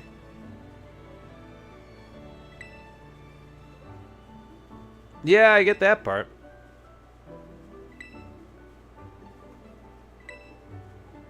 Well, I mean, that's what the Pokemon centers are normally for, but apparently that didn't work on my boss diff, so... I'm not gonna laugh. I think I already know. Okay, I was gonna say you're gonna become a nurse, but you can become a cook. That works for me, and it works for you. You got this, buddy. That's what I do, Arvin. Well, just don't go inventing a time machine to find the food of the future or something, because that would be a little iffy. Well, you keep doing that. Even if you end up going in a little bit of a different direction, that's okay. So, I'm sure he will. Right, my boss diff? He just really wants to get into mischief. Like, he's just that kind of a Pokemon. Right, my boss diff? He's always up for a little mischief. Yeah, he's got a full fridge and a microwave in here. Again, I don't know if... Like, these would spoil eventually. Like, there's no way you're going to go through all of these, Arvin. I understand that you're a cook, but, like, you need to store these properly, fella. Where do you store a bale full of potatoes? I don't know, but, like, not there. Not in your room. Oh, my God. Think of the flies. Like, Jesus Christ. It's a dark type, let them. Yeah, it's okay that he's going to get into mischief, because he's a dark type, so of course he's going to. Seeing the future, but waiting takes too long, ironically. Yeah, honestly, if you're not a patient person, I could see it being a problem. Are the rumors true that Scarlet is just flat out worse? Don't know. I know the Paradox Pokemon are good. Yeah, I don't know if it's necessarily worse. I don't know if the time machine makes as much sense in Scarlet, because, like, in Violet, I think the futuristic nature of the time machine makes sense, because you're trying to go to the... Well, the professor's trying to go to the future. But in Scarlet, it's the same time machine. It's just they're trying to go to the past. I mean, I guess you need a really futuristic machine to do that, but, like, where did you get the technology? I guess the Terrajoules terastallized the technology of the current day and ended up making it like the future, but then you're just going to the future anyway, so, like, what? I'm confused. Can't even decorate in the most basic tile-based way? What? Yeah, no. You can't decorate your room in any meaningful way in this game, so I don't even know why they give it to you. What's up, Nimona? I'm sure you have, because you literally won't... well, actually, I've got to think about the rest of the Academy Ace tournament. We can battle in that, you know. No, I'm really not, Nimona. I'm being serious. Like, could you just, like... Oh, God, here we go. You spent 2 whole hours battling with her, and you gained approximately 0 experience points. Why even... Play through the other Devil May Cry games, or only 5 for now? Only 5 for now. And actually, I'm not even sure, like... I feel like if I went back after having played Devil May Cry 5, I really enjoyed 5, so I feel like instead of going back to the old Devil May Cry games, I think before I do that, I'd want to get better at 5 first, so that way I would probably by extension be better at the older Devil May Cry games, even though they're, you know, the gameplay is different a little bit in each of them. But if I get better at 5, then it's not like I'm starting from scratch again when I get to the other ones, you know. So model rotates 67 degrees. Woof. Nimona, go to therapy and battle your demons instead, please. We're all worried about you. Yeah. Sure. This is what I'm talking about. That was the whole Nimona cutscene number 1. Like, other people are trying to figure out who they are, broadening their horizons, and they're her friends. And she's just like, let's just keep battling forever. It's like, for Christ's sakes. Like, let her do something else. Anything else. I'm begging you. Because this is not helping. It's not making her feel like a person. Let's let them get to the better part so that I can tell you why I don't like the fact that she has character development in the post-game when people have already stopped playing. Anyway. Yep. If you're looking to date someone, Nimona, you need to not lead with the battle thing. Who is your friend? Oh, okay. Well, why would you do that? He also didn't sound like he was into it, actually. Because you just get people's contact info on your first visit with them? Like, Nimona, this is why people have a problem with you. You can't just skip to second base immediately. You're never going to see that guy again. Something like that. I mean, I have been running around like... That was Nimona cutscene number 2. We have gone nowhere, and it's been 2 out of the 4 cutscenes. We have literally gone nowhere, like where the wheels are spinning, but nothing is happening. What is this? This is what I'm talking about. This is where the problem comes in. As you can plainly see, there's just nothing there. Oh, are you finally deciding to do something other than battle? Please, I'm actually begging you at this point. I need something out of you besides just, I'm just gonna battle. Fair, all 3 of them are good. Okay, gotcha. I'll keep that in mind. Wait, there's more than 3. Hang on. I'm confused. There's more than 3, right? She admitted she has a problem. First step. Yeah, let's just see if she goes anywhere with it. The plot was that terrestrializing is huge power, so by coating the machine, as in the whole base, in the crystals to power the tech. Okay, gotcha. So yeah, because of it being a huge power source, it can power a machine that's as gigantic as... whatchamacallit, is the time machine. So this is what happens when a region doesn't have things like contest halls. The people just don't know what to do with themselves. Pokemon doesn't work if it's all battles. I agree. Pokemon needs something else to give it a little bit of intrigue. And I understand that a lot of people don't like the side games. I can't tell you how many people I've had the debate with where they're like, Pokestar Studios is stupid. And I'm like, are you high? Pokestar Studios is awesome! What are you talking about? Oh, I can't wait for Black and White 2. We only have 3. 1, 3, and 4. Okay. I will not question that then. Yeah. Yeah, he said no the first time as well, Nimona. Did you not hear him? Or...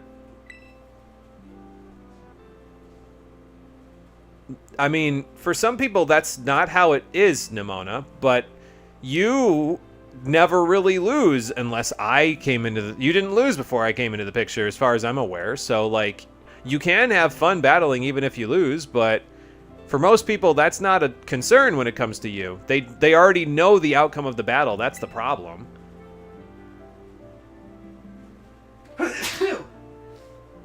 There's that sneeze I've been holding in for an hour and 45 minutes. Excuse me. Yes, and that is a fair point. You learn a lot more by failing at something than you do by just being good at it the whole time. I wish she would actually take that lesson to heart.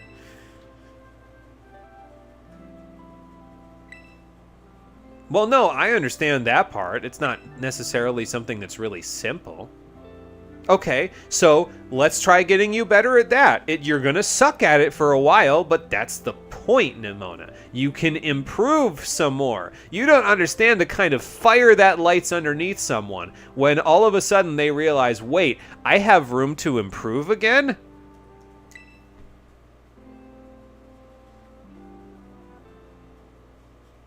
You need a mental something. I don't know if a reset... And stop doing this battle thing. That's not... Anyway, let's go make sure she's not harassing anybody, and then we'll go do the tournament a couple more times. PokeStar Studios is nuanced and optional. I love PokeStar Studios. Good. I've finally found a kindred spirit after all this time. Have they seen the Pokemon Human Swap movie? Have they heard the filming theme? Oh my god. It's like nostalgia for my ears. I haven't even done all the movies at PokeStar Studios, if I'm honest with you. I've done, like... Which ones did I do? I did the UFO one. I did the Giant Woman one. There was the one with the Tyranitar. Was that the superhero one that had the Tyranitar robot thing? Like the kaiju? What are the other ones? Because there's like 12 movies or something, like 12 separate movie genres, and there's like multiple movies within each one too. It's crazy. There's just a lot there. It's like, it's still battling, but it's interesting. You know what I mean? It's like you're trying to figure out a puzzle while you're battling, and I've always loved that. Like, you think about, go back to the Pokemon XD and Coliseum. Well, not Coliseum, because I don't think Coliseum had battle CDs, but XD had battle CDs and Battle Bingo. Oh my god.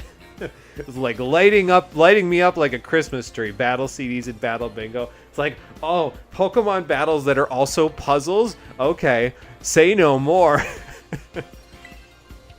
Well, at some point I'm going to have class in this room again, so... Why? Why can't we just chat Okay. Just whisk me away, why don't you? It is... absolutely barren in here. I'm glad I'm not the only one who doesn't decorate anything. It's very tidy. I'm glad you actually have your Pawmot out. It would de-evolve into a Pawmo if we went into any classes, so... Yeah, and my room is very tidy. I understand that part, but... So which gym badges are those that are on her counter there? Because those aren't Paldean gym badges. Those are gym badges from somewhere else, although they look mostly the same, like just with different colors, so... Yes, Nimona, we've been over this. Why? Dare I ask? Yes, I get that part too. Trust me when I tell you, more than anyone, I understand that part, okay?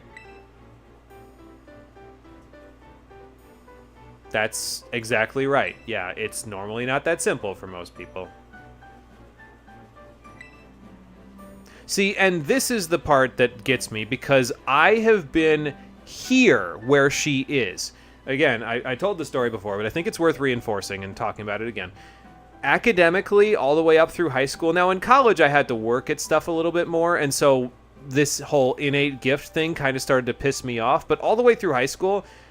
I didn't really have to do any studying whatsoever. I literally just was like, okay, cool, I'm just going to ace every exam. And that sucked, because it was like, okay, I'm getting better grades than everybody in the class, and everybody's looking at me like I'm some nerd or something like that. And it's like, I don't know, they just make the test too easy.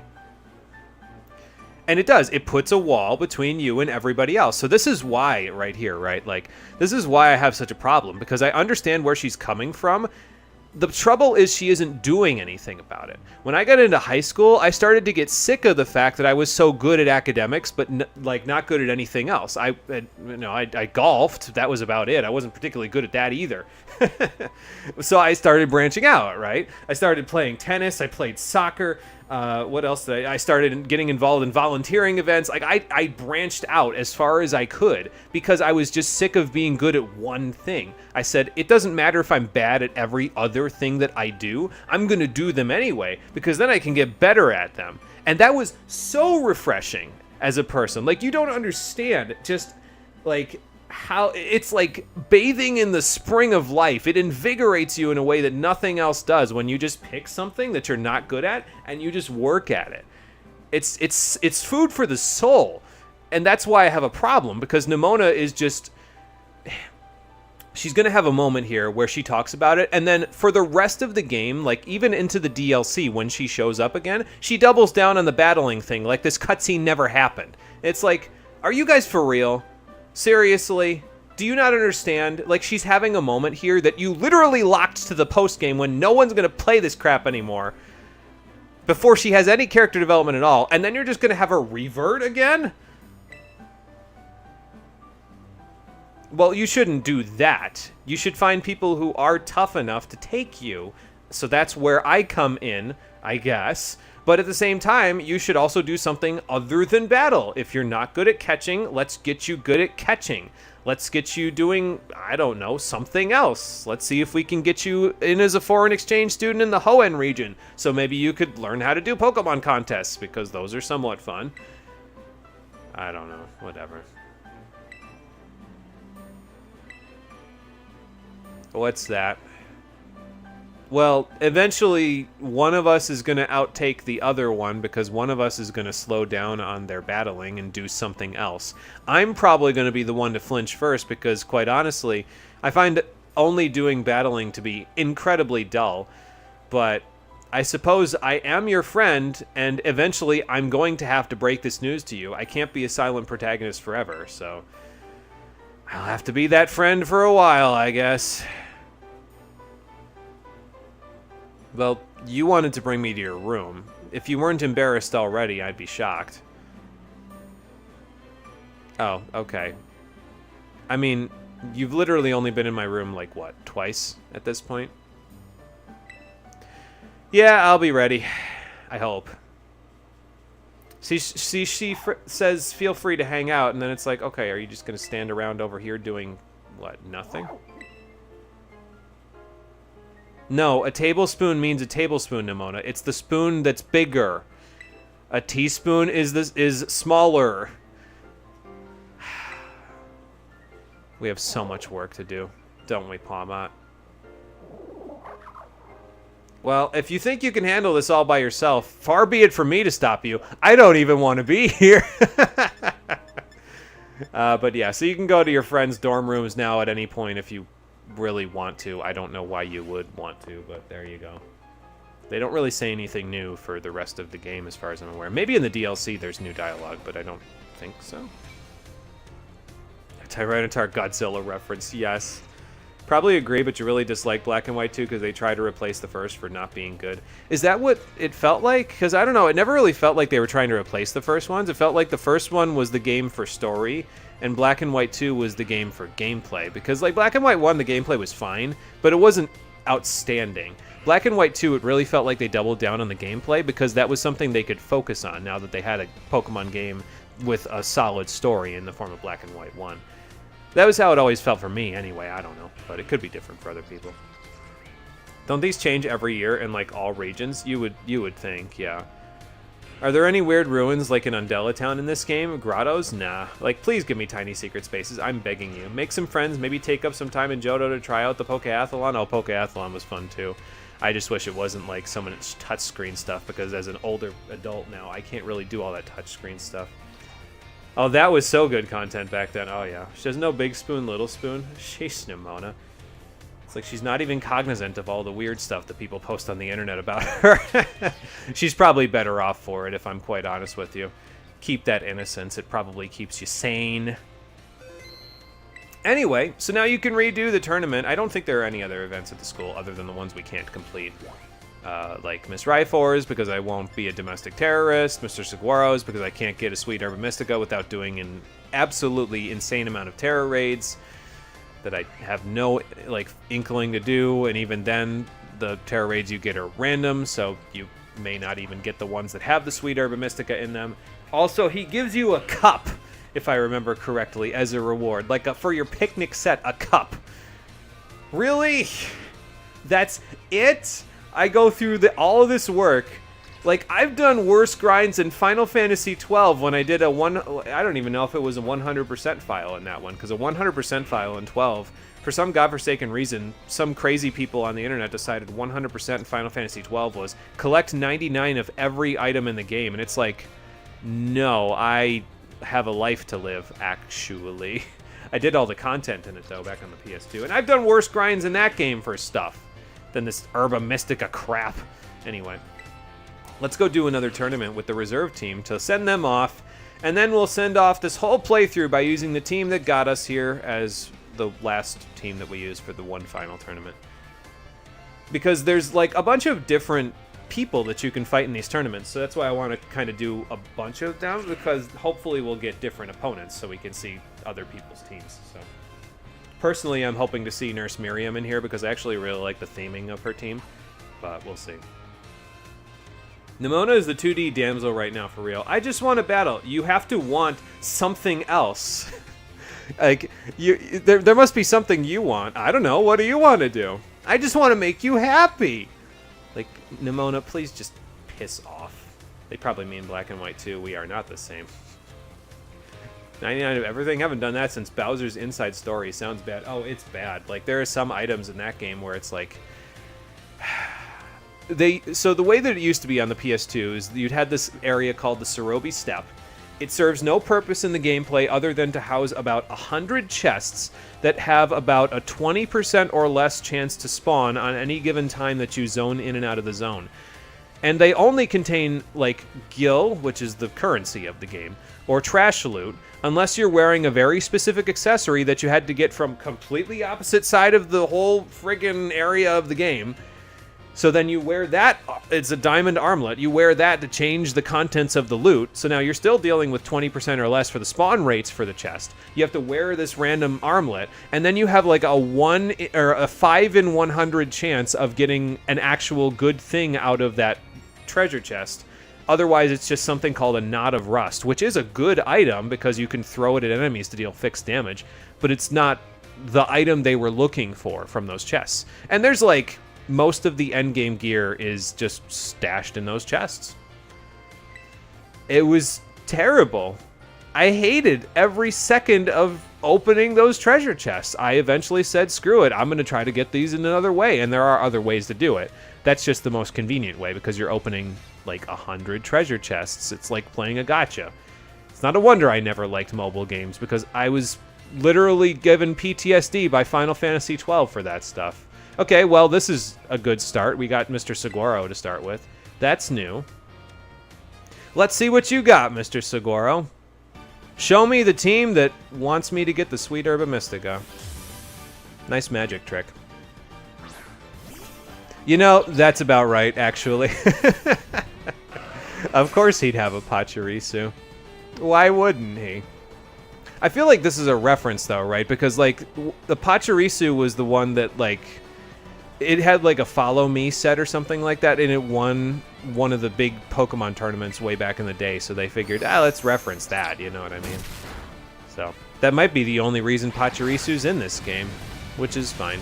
Alright, see ya, Pachirisu. The horror, not the RNG, no. It got so bad, Chris, the RNG on this, that someone invented a calculator where you can cast a cure spell on yourself, and depending on how much you heal yourself with, because it's randomized, but it's pseudo-random how much you heal yourself with. So, if it would basically, the calculator would tell you what seed you're on based on the amount of HP you healed, and it would tell you if you're close to getting the item or not. So it would tell you, no, you're too far away, zone out of the zone and then come back, or no, actually you're pretty close. Keep healing and you'll get close enough to the seed to eventually do something about it. Like, someone invented a calculator to do that because the game just was so grindy. Like, it bred ingenuity. That was how crazy the grind was. I don't understand sometimes. Like, why? Why would you ever do something like? And I'll be fair, credit where it's due. The remaster of Final Fantasy XII has a lot more options when it comes to getting endgame gear. You can outfit your whole team with endgame gear, and you don't even have to do anywhere near that kind of nightmarish grinding that you had to do in the original version. So, If you're going to play Final Fantasy XII, play the remaster. It's called the Zodiac Age. It's very good. Fellas, that sounds like a you issue, and your own fault for doing that. It was what we did back in the day. I didn't have any other RPGs that I wanted to play on the PS2 at the time because I didn't know Digital Devil Saga existed. So, does this have something? Oh, it has Shadow Ball, right? I was going to say, does this have something for me? But yes, it does. What do I use against the Frostlass? I want to send out Torpedo, actually. It might be better to send Jacqueline, because she might actually be faster than this Frostlass, so... Is it going to be an all-squirrel team? No, it's a cute team. His team is meant to be either cute or, in the case of Frostlass, demure. Oh, good. I switched in on a Will-O-Wisp. That wasn't even intentional. I'll take it. What if it's a Krunk and Squirrels reference? It could be that, too. That's fair. Because Kronk and Squirrels, they went together like peanut butter and jelly. I don't know. Goodness, reminds you of the Minecraft spreadsheets and full-on business jobs on some servers. Absolutely mad. Yeah, people will go to some wild lengths to make sure they make things easier in video games for themselves, so... I think Ella Momola is just thick. I don't know if it's cute necessarily. Cassandra? Frostlass is only fast. Bronzong would have won easy. Well, that was my concern, honestly. Actually, no, Bronzong probably would have tanked a Shadow Ball and then Iron-headed back, but my concern was that it was fast enough to get the Shadow Ball off to knock me out, but you're probably right, honestly. There's the static proc. I knew you had it in you, Cassandra. It's funny, though, because we used a Frostlass on the actual team that I used for this playthrough, so... I don't know if I explained that, Lifeblood. I've decided to pull this team of 6 that I've got here, this really scuffed Sandstorm team. It's not the team that I use for the actual playthrough of the game. I used a different team of 6. I'm bringing these ones in because I trained them all up because I was like, well, you know, I might as well give them kind of like a participation credit, I guess. I don't know if that's the right word for it. I want to show them off because I still like all of the Pokemon on this team, so... I said, you know what? I can have 2 teams. It's fine. Probably, honestly, if I had thought this through a little bit more before this, I could have like swapped the teams around. You know, I could have been like, okay, well, let's use this team for this section of the game and this team for this section. But I didn't think about that, so oh well. You win some, you lose some, right? Hatterene, Psychic Fairy. I think the Liberty Bell wins this one too. Honestly, like, I don't know what a Hatterene would have for me.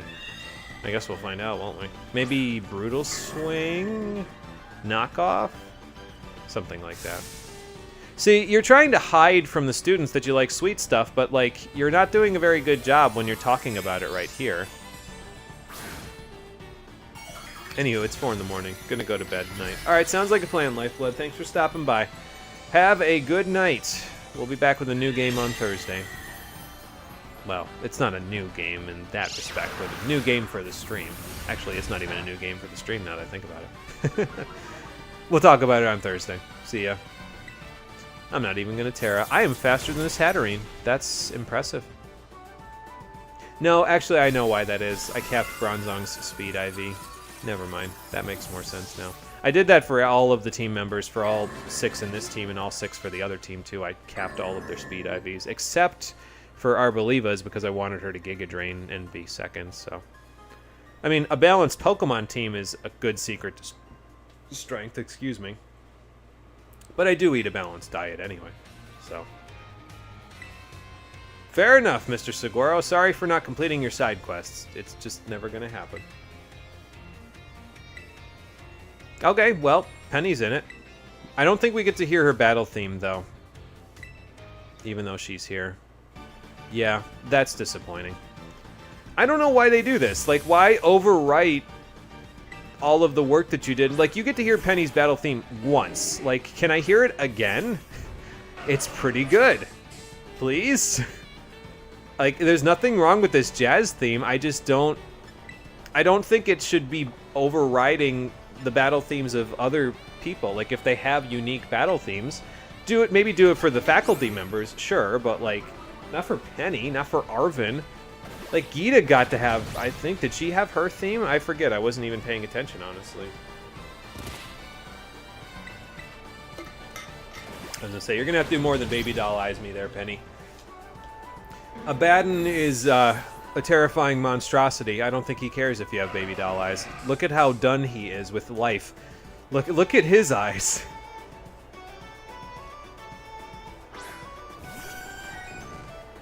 While here, want to mention the silly names that you gave your team, if you don't mind. Absolutely, Chris. I love silly names for Pokemon. Lay them on me. Let me hear them. This Vaporeon's going for a water-type move, unless it's going for Aurora Beam. I'm just going to switch in Cassandra. We'll be fine. It's a Vaporeon. We can two-hit with Thunderbolt. 69 Umbreon. Oh, no. 69 Vaporeon. Oh, no! They knew! They're doing it on purpose. Oh, God. This is not nice. This is the only time you will hear me say that about 69 on this channel. This is not nice. Oh, we one-shot. Wow. Sorry, Cassandra. I underestimated your strength. I won't do that again. Can I take a... No. I was going to say, can I take a Flareon by fighting it off with Power Gem with Cassandra? I don't think so, because it's got good special defense. Back to Abaddon. I wonder if, like, all of her EV evolutions are just level 69 here, and then maybe her Sylveon's level 70? I don't actually know.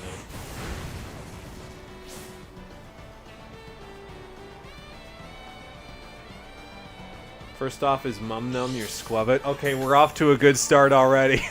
I love that. Mum Num. That's such a Squavit nickname. Oh. Off to a good start. Like, it fits Squavit so well. It's just one of those Pokemon that just, you'll never catch it without food, so it fits it really well. Okay, I mean, I could probably take a Leaf Blade from this Leafeon, but why would I want to do that? So, Jacqueline, you're up. Give me that quad resistance.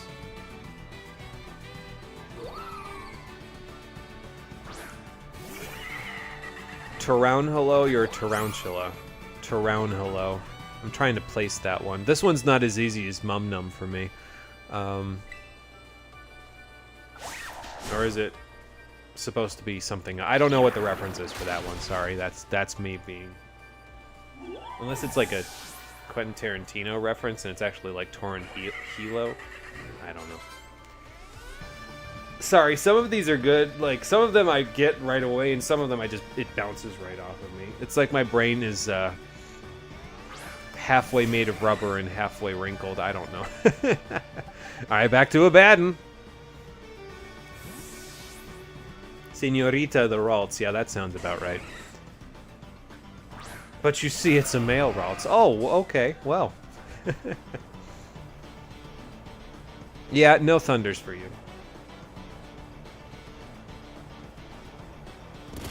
Oh, I think the last one's a Spanish pun. You forget. Okay, gotcha. I mean, my Spanish is not great, so that would explain, excuse me, why I wouldn't get that.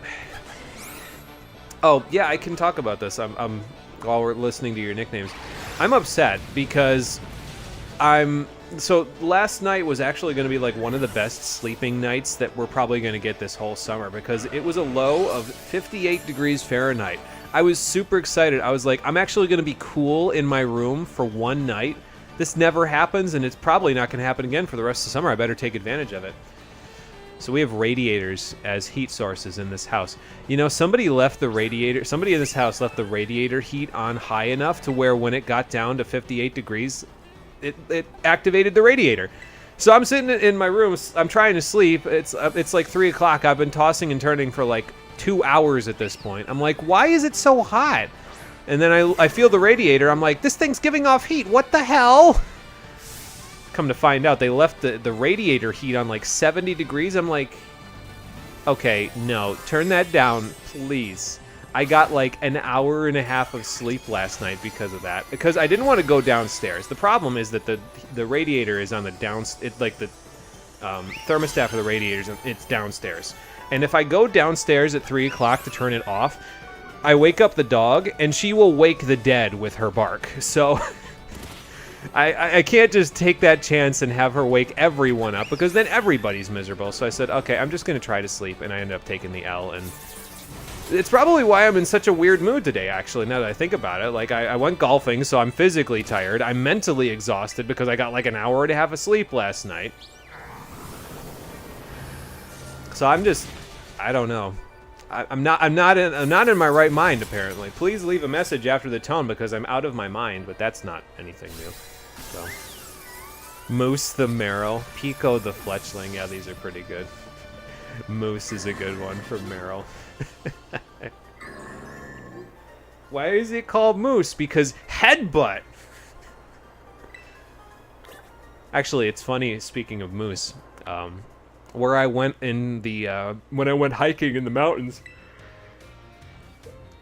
excuse me, when I went hiking in the mountains, I'm used to like deer crossing, you know what I mean? So like you go out in the country and there's deer crossings everywhere. I go up into the mountains and there's moose signs in the mountains, like moose crossing signs. I'm like, I don't think you want a moose crossing the road because if there's any cars that see it the wrong way, that moose will overturn that car and kill the person inside.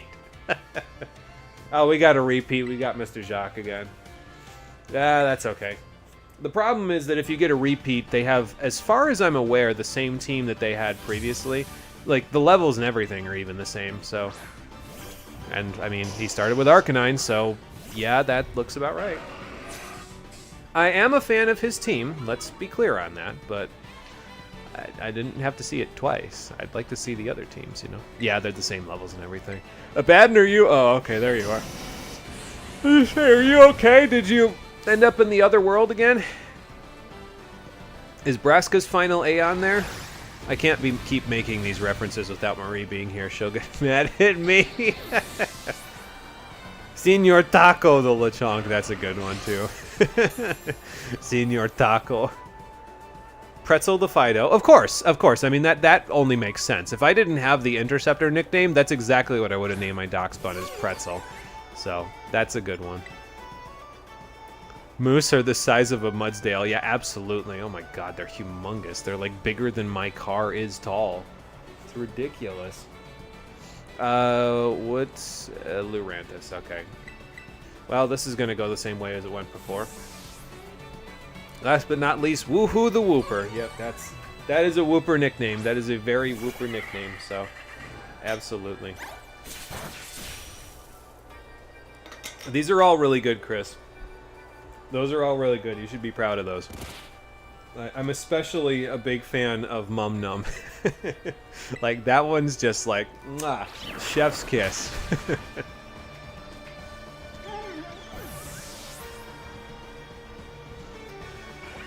I don't know what to talk about, because this is going to be exactly the same as it was the last time, so I guess I'll just sit here. I won't give you the satisfaction of looking at Salazzle for very long, though, because I know what some people in the audience were just looking at. I'm watching all of you. Don't be horny in public. Don't do it. It's not worth it. And yeah, of course, Senor Taco's in all caps. I mean, you can't have it any other way, right? Like, if you're gonna name something Senor Taco, it's gotta be in all caps. There's no other way to do that. Oh, I got all my HP back this time. The Earthquake must not have done as much damage because I got a couple levels. You know, the interesting thing, though, and I'm going back now. I know we were just talking about your nicknames, but I think it's because was I talking about Final Fantasy XII when we were fighting Professor Jacques before? Maybe, maybe not. I know that's what I'm going back to do after I get done with the stream here tonight, because I already, like, after I got home from golfing, I showered and everything, so I'm literally done for the night other than just sitting here. So of course I'm going to go back to playing Final Fantasy XII, but the more I talk about it, the harder it's going to be for me to not just make that the next RPG we play for this stream. Like, I mean, I could do it. The thing that I'm doing right now is, like, I'm trying to, because before I took the break to make sure that I got done with my schoolwork back in the fall, there was a set of games that I was playing that were, like, specifically ones that I was planning on doing, and so I kind of just picked up where that list left off. Well, that's what I'm gonna do starting next, in the next stream after this, is try to pick up where I left off there. So I'm just kind of trying to cull through that list before I just start playing whatever I want. But quite honestly, I feel like if I do that, though, the problem is this is going to feel like an obligation, you know what I mean? It won't feel as fun because it's like, well, I have a list of X number of games ahead of me that are already pre-planned. I may not even necessarily want to play them, but I'm doing them anyway. And it's like, yeah, but that's not fun, you know? So, simultaneously, though, I understand that if I save a lot of the better games, the ones that I really enjoy for, like, near the end of my giant catalog of games that I want to play for the stream, it might work out a little better. I don't know. I think we just hard switch into Priscilla, honestly. You swear you're into Gardevoir. You're not some fur. Oh, boy. Just smile and wave there. Yeah, I'm not judging anybody, honestly. If you want to be into... Like, I don't agree with the idea of, like, being into something like Vaporeon, because that's, like, literally bestiality. Like, please just put that away. Like, because, like, you... And I hate to keep using the you're never going to find work thing, but if anyone in a work setting ever got a hold of your internet history, you would be fired for something like that. You would be fired on the spot unless the company just really didn't give a flying you-know-what about their public reputation. You would be fired because they'd be like, wow, you're into bestiality on the internet where the public can see you? That's not a good look for our company. But, I mean, if it's anything else, you know, I'm not going to judge you. Do what you want. Like what you want. I mean, I'm very, like, simplistic when it comes to that sort of stuff. I literally, like, I look at swimsuit models and pinup girls, and that's it. So, like, that's all I'm into. I don't know. I'm very plain, I guess. But be into what you want to be into, so. Alright, who are we fighting? It's probably Nimona. Let's be fair. She said she was going to be here, so... Yep, there she is. Not shocked. I wonder if that means she's not going to be the final person in the next one. Like, I wonder if they alternate it so that you can't, like, have that happen. Oh, they cut off her theme, too! They give her this, they make her do the little thing that she did in the final battle with her, but they cut off her theme. And they make you listen to the silly jazz theme instead. Okay. I don't know if they thought this all through. I just gave her Lycanroc, like, 50% special defense. That's fun. I was gonna say, this is gonna do, like, 40 damage. What are you doing? Not a rock type. You should have put up stealth rocks. Nimona, why? That was your Lycanroc's whole thing. Put up stealth rocks. Why not just do that? I get the impression that Mr. Torpedo there is not really going to do a whole lot for this whole... Abaddon is just too powerful, apparently. Hisui and Zoroark, though. Nah, I'm yanking your chain. Haven't really found a type. Not even sure you have one. And I mean, it's okay to not really have a type, honestly. Like, it just means that things are a little bit more fluid, and that's fine, you know? Don't let anybody ever tell you fluidity is not a good thing. Fluidity is good because it means you're versatile. You can like a little bit of everything. And being able to like a little bit of everything is more enriching for your life to begin with, you know what I mean? So don't let anybody ever tell you, I don't know if I have a type is a weird thing. It's not. It's just the way that things are. And again, it makes you more versatile, makes life more meaningful because you find the little bits of beauty in everything potentially. So like I said, I'm just very simple. Like I didn't really have to worry about it. It was just one of those things where I didn't have to make a decision when I hit puberty. It was like, okay, I already know what I'm into. I had it really easy by comparison to a lot of people. I know some people who have had the toughest time just because they have had to figure themselves out. They haven't had the support to figure themselves out. So they basically had to do everything on their own, and I don't want to laugh in their faces about it, you know what I mean? Because that is hard to figure out. So I don't want to make it sound like I'm laughing in their face about it. A lot of people have a tough time figuring out who they are. I just didn't really have a hard time myself. So I count myself as lucky in that way.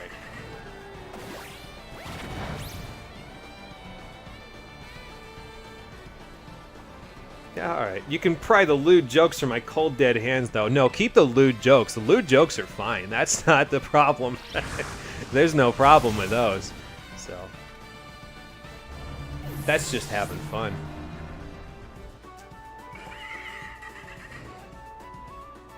Alright, so redundant sparse. Here it comes. or redundant sparse in her particular case, because it has 3 segments. What does this have for the Liberty Bell? I don't know. I don't have anything for it, but we can just slug it out for a little bit. It's fine. Yeah, Earthworm is a weird one. Like I said, I'm surprised at how small it is. Like, it's smaller than the Dunsparce, and that wasn't, like... I guess I got the wrong impression because the first Earthworm that you really see in the game is the Titan one, and it's gigantic, and then you get to the regular one, and it's like, oh, okay, is this it? It's like, huh. Pretty sure Ekans is as big as this is. Ekans is like 6 feet long, so, like, it's not small.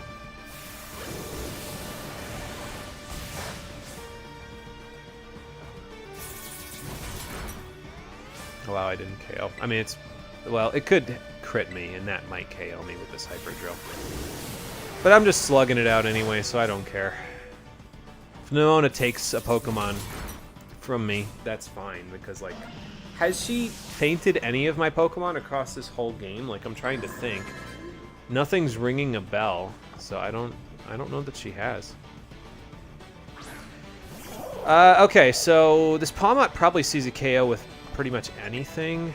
Well, it won't see a KO with Ice Punch. It's probably going to close combat me. But can Abaddon take a CC and then an Ice Punch? Yes. I don't even know why I'm asking that question. Yes, it can. Yes, he can. Because he's going to have to take 2 hits. That's something that I just know for a fact. I wonder if she's going to, like, double shock or something, thinking that, oh yeah, I can KO with this. Yeah, okay, well. My reads are still good. Apparently I've still got that little bit of competitive edge that I had back in Gen 4 and Gen 6. Because I don't know if I even consciously thought about the fact that she could double shock there until after I did it. Because that was going to be a random move. Like, the AI would have seen a KO with pretty much anything except Ice Punch, so she was either going to pick Close Combat or whatever her electric move was. Turned out to be double shock. So, I guess we take less damage. We take those. Dunsparce is pretty large to start with. It's always been an odd Pokemon, but you can't help but like it. You're right, it is actually a pretty big Pokemon. I guess I always, like, I never really think about how big it is, but it is pretty big to begin with. But yeah, it's an oddball, but I like it too, honestly. I've always liked Dunsparce. I don't know, I feel like they kind of just got sick of listening to people say Dunsparce needs an evolution, and they were just like, here, have one more segment of Dunsparce. That's all you get. It's like, okay. Guys, you don't have to be that kind of mean about it. Alright, Jacqueline. Poison types are the bane of Nimona's existence when she has Meowscarada, because it doesn't really have anything good to use as a coverage move against them, so let's just quad resist this incoming flower trick and then beat her down with a Terra Poison Sludge Bomb. Some things never change, do they? I mean, I guess it's special side rather than physical side, but, you know. Yeah, and Slowpoke is another one. It's really silly and dopey, so I guess I also enjoy Slowpoke. It's also really big by comparison to what you would expect. Like, I don't know if we saw a Slowpoke, like... We've seen Slowpoke, it's just I don't know if I ever got into a battle with one of them in this game, but... They're pretty big.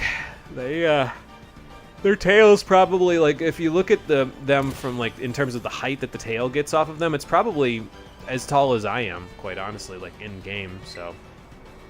Alright, anyway. Terra Poison. Here you go, Jacqueline. You're the star of the show tonight, so you've been getting KOs left and right, so have a Terra. I hate that camera angle. Good God, man. This is why I never used this Pokemon. I have confirmed for myself completely that, yeah, no, it was well worth my sanity to not use this Pokemon. God, why do they run the camera up her like that? Like, please. Her eyes are up there. Oh my Lord. Like, it just,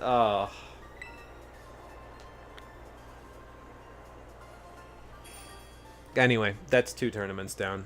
And look at that, the reserve team got to have a good time. Gracias. I'm just gonna keep saying gracias. Alright, we did it again, and now they get to patronize me again. This is going to get old for them really fast, you know. They're going to start bullying me pretty soon. I'm going to have to hide out at my house. Lizard legs, unfortunate. I just, like, how do I describe it? Where she lets her hand hang? Like, ugh. I'm gonna hurl. Like, ugh. God, like, who's into this stuff? I'm sorry, I shouldn't be judging. I'm judging very hard right now. I shouldn't be judging, but I am. Oh, you get Terra Shards out of this. Okay, it's only 3, but I guess you get Terra Shards out of it, and we didn't have those ones to begin with, to be fair. So, all right, reserve team, you've done well. Sorry, Torpedo, you barely got to do anything, probably because Abaddon was like the dedicated lead to keep the Sandstorm going, but let's bring back the team that started it all, shall we? Whoops. And watch Shaylee sweep through like 3 out of 4 of these teams. Oh, you know, actually, I don't have to do that. There is a draw selection box function, and you can just do this and move them up. But here's the thing, right? So let's say you want to move this team into your actual team over here. So let me put a couple Pokemon back here so I can show you what I mean. So like, let's say I want to move 4 of my reserve Pokemon into the current team, right? Well, if you draw a selection box around 4 of them like this, and then you try to put them in the team, it won't let you do that. You want to know why? Because they're horizontal, and they have to be vertical in order to go into the team. So the only way that you can do that is if you do this. Why? What? Why? What is that? I can't believe I found something stupid in the 11th hour. Like, who designed this? Oh my god. Whatever. Anyway, I'm going to lead with the captain because he's at the lowest level. I don't necessarily know if it's worth it to lead with him, but yeah.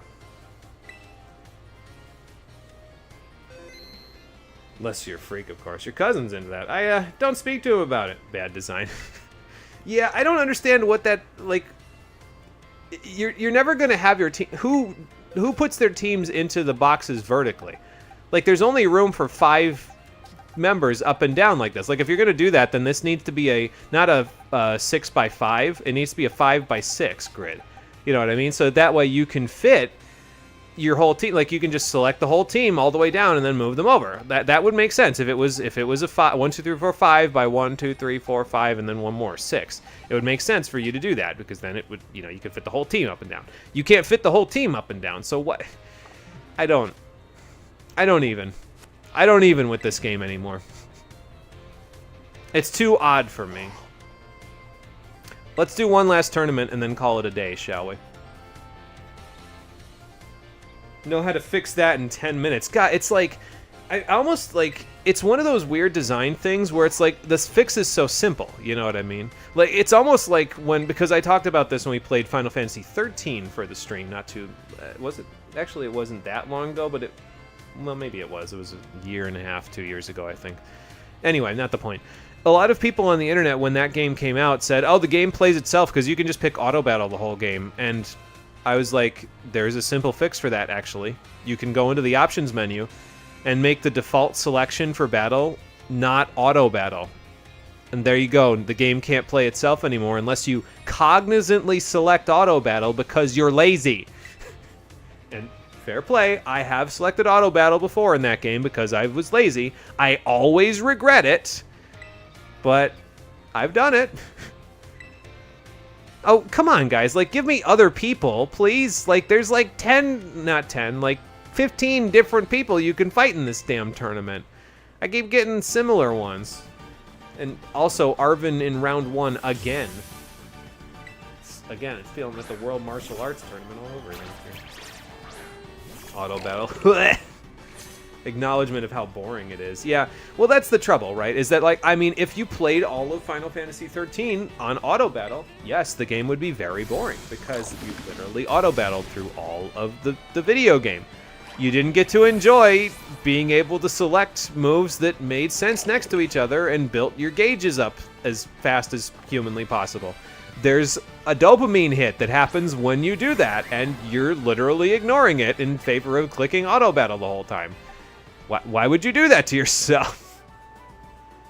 So, then again, I think Final Fantasy XII used to get that rep too, because they were like, oh, it's got a gambit system, so it plays itself. It's like, okay, it's a real-time, well, it's not really real-time. It has an active time battle like system where you charge up attacks and then you attack, but it's all the battles are in real time, and you have to control 3 party members. Would you like to give 3 different commands to 3 different people, trying to juggle all of the crazy shenanigans that happen in Final Fantasy XII fights? Because if you do, I mean, there are specific situations where I've had to do that because the battle requires me to enter specific commands, but it's not very common. It's like, the reason why the gambits are there is for your convenience, so that you can control the one person, and then the gambits can control the other 2, like how the computer handles things in Kingdom Hearts when they control Donald and Goofy. You know. What if, theoretically, a video game was meant to be enjoyed and interactive? Boy, that would be a novel concept, wouldn't it? Oh, God. I don't know with some people. It's just one of those things. There is a fire blast with my name. I know how to handle this situation. There's a fire blast coming my way. I know how to fix your wagon, Skull Villain. I wonder if a body press one-hit KO is at +2 defense. Good boy. Eat that fire blast up with that well-baked body. I don't actually know if body press one-hit KOs, but I'm gonna try. Oh yeah, it does. Good boy. I love that strategy. I'm kind of sad that we didn't really get to use it very often in the playthrough, but it was like the crux of the whole team, honestly. Like I said, it's the reason why I could have Frostlass on the team. It's because I have a Pokemon that's not a fire type, so it's not weak to like ground or a couple of other things that, like, I think actually rock was the big thing. Like, rock types would have given the team problems if I had a fire type to resist fire and an ice type, so. But either way, that was like, oh, cool. A non-fire type with an ability that just negates fire type moves? That's novel. And it's on a dog? Oh, okay, say no more. Wish someone would refer to you as well-baked. Oh, boy. I'll never get that. I'll never be told that, honestly. And the reason why I'll never be told that is because I'm, as far as I know, allergic to marijuana. I don't think that's what you were referring to, but that's what I thought of, so. We didn't do things this way when we fought Arven the first time, like back at the lighthouse. I'm just thinking about, like, in terms of the way I've been switching around, I've just kind of been doing it instinctively. Not really thinking about, like, trying to match my team for his, like, 1-for-1. It's working out fine, I'm not saying that. It's just, like, I haven't been actively trying to, like, bring in all of my team members for participation. It might be because I'm over this video game, quite honestly. That's the thought I'm having at this point, so. Hi! That's a good name. Hi, welcome to the stream. How you doing? Sorry I don't speak, yeah, that's a new one even for me. Sorry, I don't know what language that is. I definitely don't speak it though because I don't even recognize it. So, all right, initiate dogs play fighting.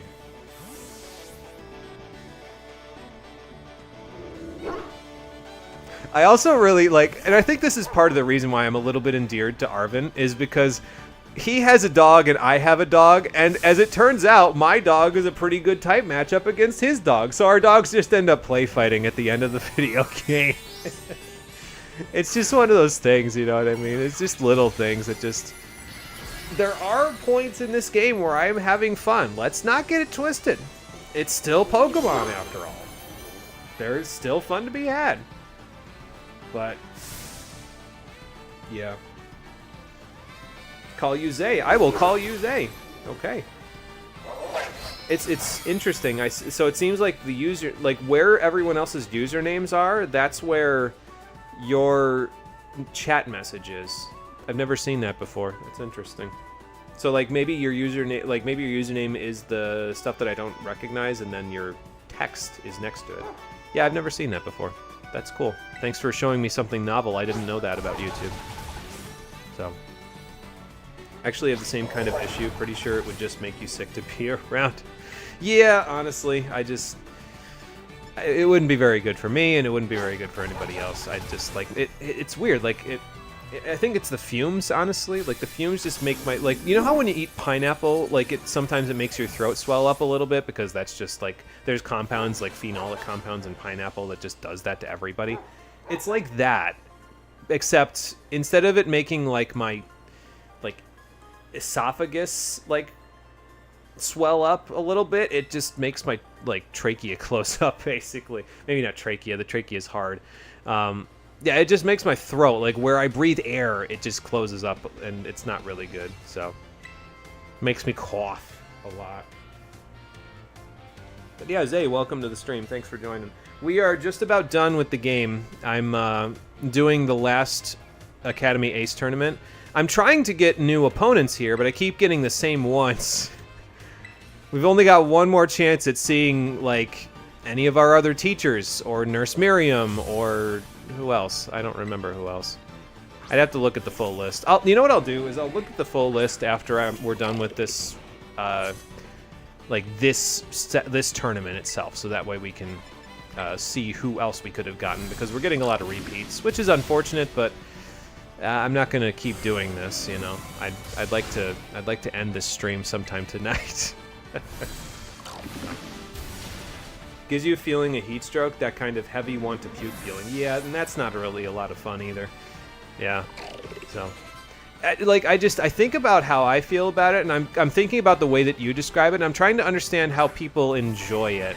You know what I mean? Like, if I know my experience is unique to me, obviously, so like people can enjoy it because they don't have that experience, but like if anyone else is experiencing anything like what I'm experiencing, why would they want to keep doing that to themselves, you know? But what do I know?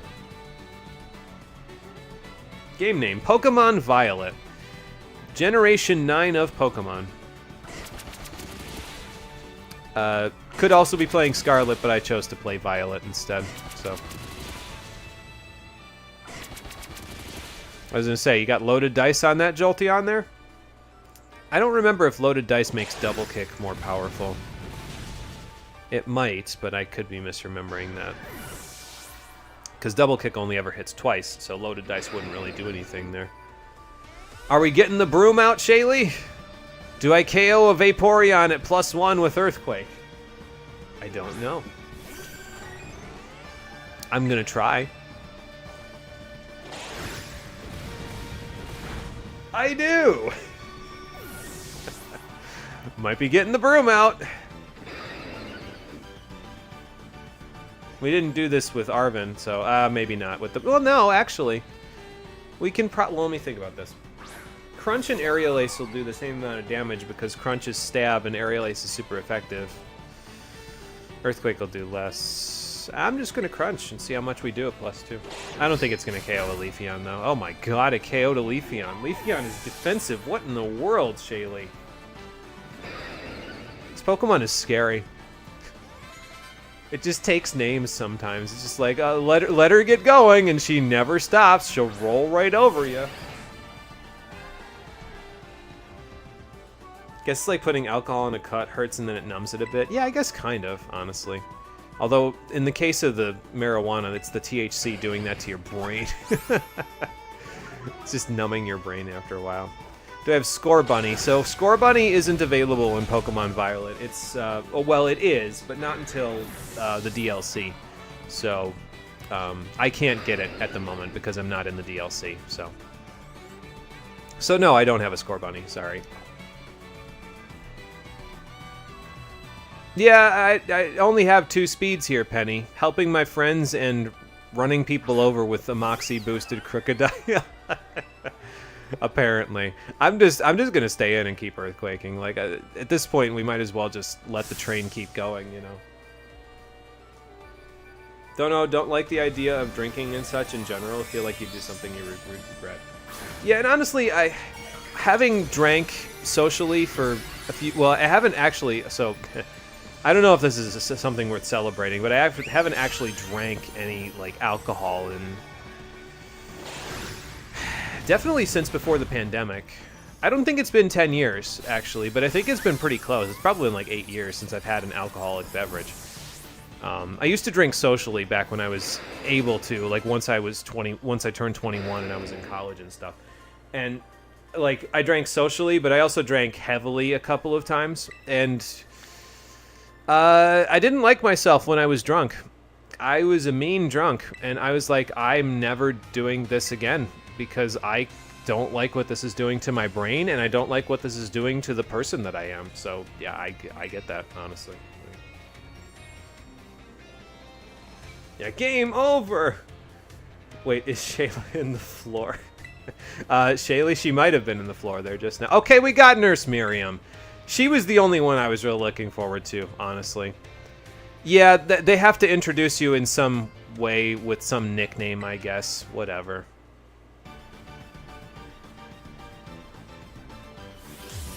She's so cool, man.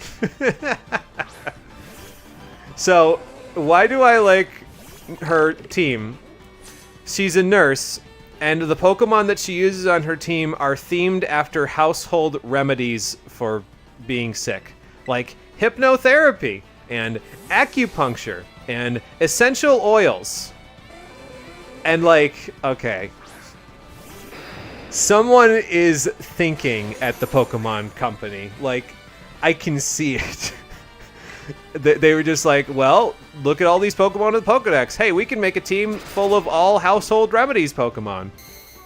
I don't know if the team came first and then the nurse came second or vice versa, but yeah, hypnotherapy. There you go.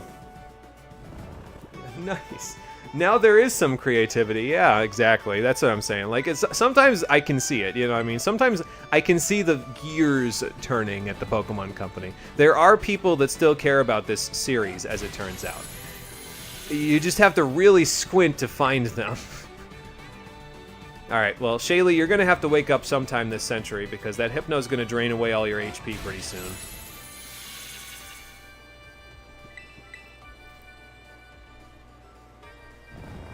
I kind of want to leave her in, honestly. Like, I know we're just getting drained, and actually I think the next one KOs. But now that the Reflect's gone, I don't think we have to worry anymore. So, and look at that, we woke up just in time. After a full 3 turns of sleep to knock this thing out. Remember Hypno's nap time from the anime? It sounds familiar, but I'm not sure if I've watched that episode in like a long, long time. It's been quite a while. So this one is probably like they use the leaves on the Sawsbuck for tea or something like that. That would be my guess. I see a poison jab in your future, though, Nurse Miriam.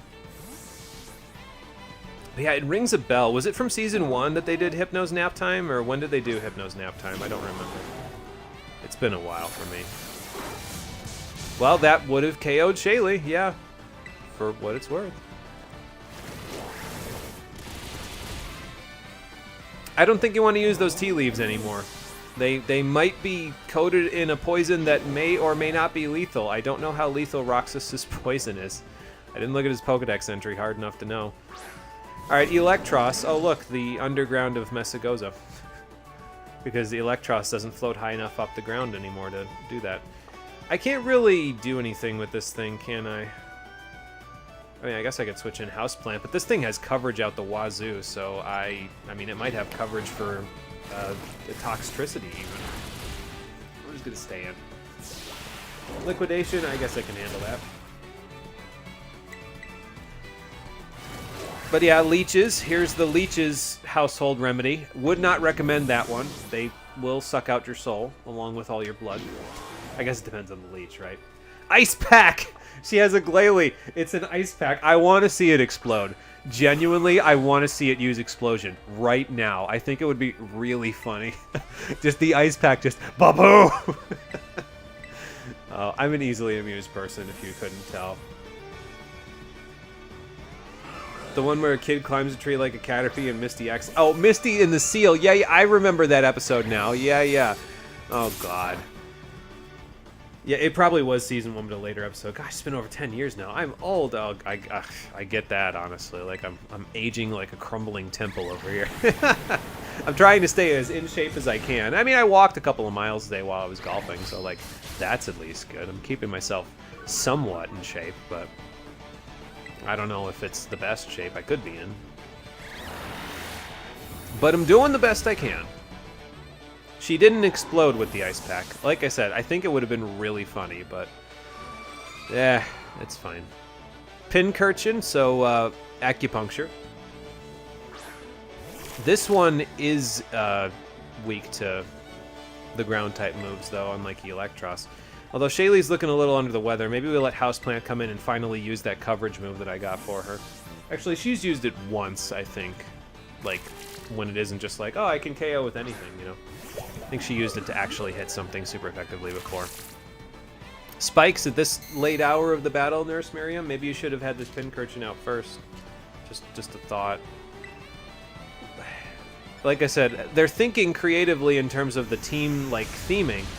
But they're not thinking in terms of, okay, now how do I make this a competitive, not competitive necessarily, but, like, at least a Pokemon team that gives you a run for your money, you know? So. And that's her last one, right? Toxapex. So this is kind of like everything all in one, right? Depending on whether it's Terra Poison or Terra Water, Houseplant might be okay at this, but I don't know if I want to risk that, honestly, when I can just as easily go into... Well, she's probably going to Baneful Bunker this first turn. Water Poison's a tricky typing for this team. Especially, like, I want it to be Terra Water, but I'm fairly certain it's going to be Terra Poison, so I'm going to switch into Roxas first and just see what it does, and then after that we'll play it by ear.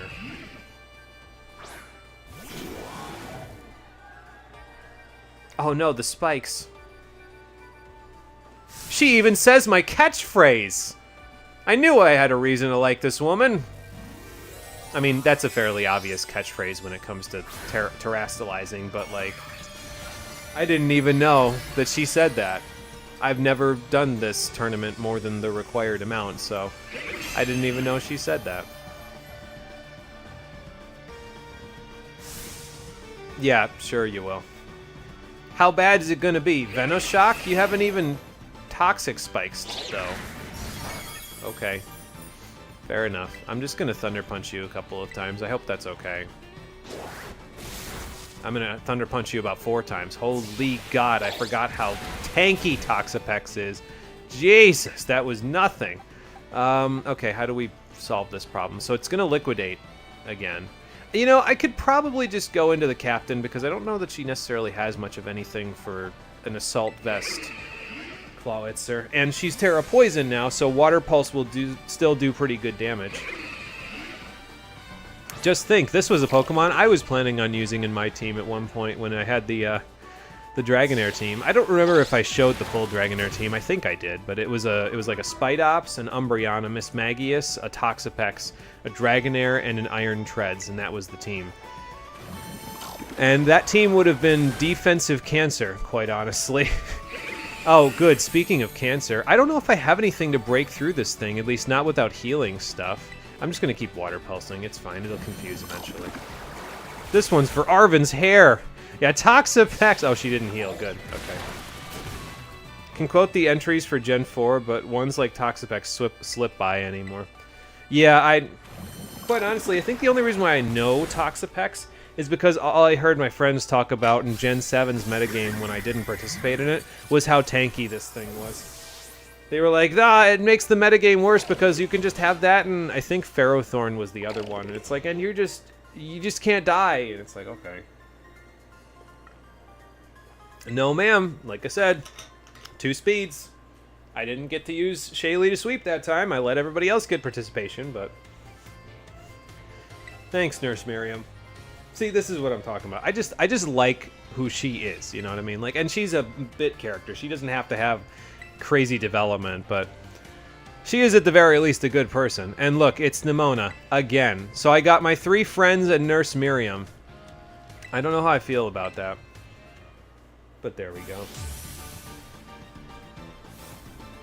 How will I be like Professor Oak now if I can't quote all of them? Well, I mean, all you need to do is listen to the Poké Rap and then just keep going from there. Just keep rapping until you get through all 1,000 and whatever Pokemon there are now. Oh my god, Nimona. You didn't Stealth Rocks either battle. You Drill Runned a Hippowdon in the last battle. That was never going to work out for you. And then you miss a Stone Edge. Why do you even have Stone Edge on that? It gets a priority rock move that has 100% accuracy. What are you doing? Okay, there is an electric type move coming my way. So, you can't go to Houseplant because this thing has close combat. I think Shaylee outspeeds this Pawmot, honestly. It definitely would on a Choice Scarf, but let's see if it outspeeds without a Choice Scarf. If it doesn't, then we will just flat out die to a close combat, but it's fine. We'll figure it out from there. Maybe. Yeah, we're faster. Good. I'm glad I maxed that speed IV, because quite honestly, that's probably the only reason why we're faster. I think Pawmot's got like base 105 speed or something. It's quick. Yeah, I knew what you meant when you said the P40 Fesser. My brain, like, put the R there. Yeah, Ammonite Kabuto, Nidorino Mankey! I've even got the cadence of it down. I don't know if I KO a Goodra at +1. I think we had this conversation already, and I definitely did. Okay, well. Get the broom out again! No, the broom's gonna be gone. No, actually, you know what? The broom's not gonna be gone in a minute. You know why? Well, she's sending out Orthworm earlier this time. But I don't have to put Shaylee away this time because I'm not limited by the Choice Scarf that I was holding last time. I'm no longer holding it, so I can probably just crunch to my heart's content. I mean, Orthworm is very defensive, so I was going to say it probably doesn't KO, but I'm pretty sure I can take a non-stab body press even with your high defense. Just got to build up my attack power so I can KO the Dunsparce that comes in, because that thing is tanky as all get out too.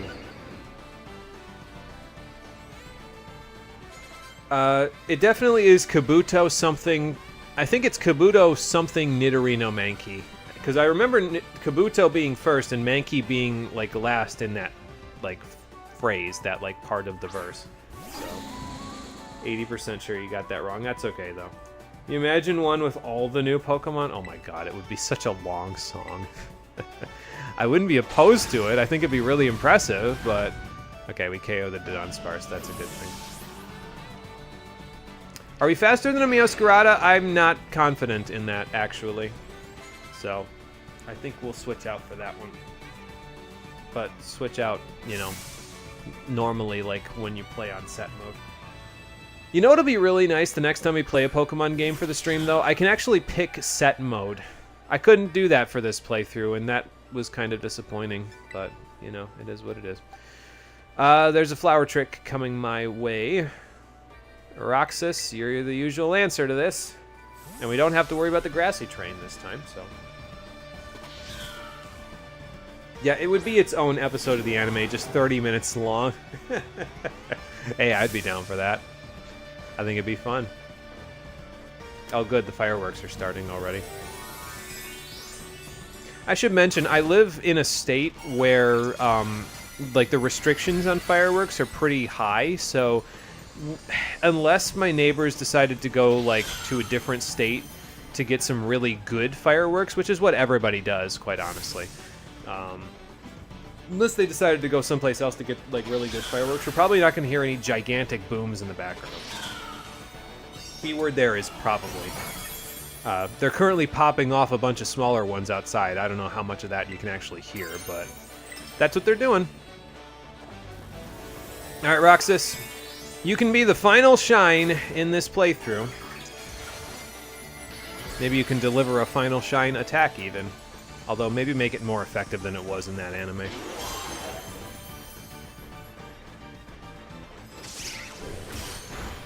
Okay. And that is GG, Nimona. I would say good battle, but... I mean, I guess I just kind of did because I said GG, but... Yeah. I need a different rival. I need a rival that gives me a run for my money. Not going to get that in this game, though. Okay, you might actually be able to hear those, even with the air conditioner on. because that was quite a lot of them. Oh, my Pokedex updated. I wonder what, because it was probably something on Nurse Miriam's team that I hadn't seen yet. Huh.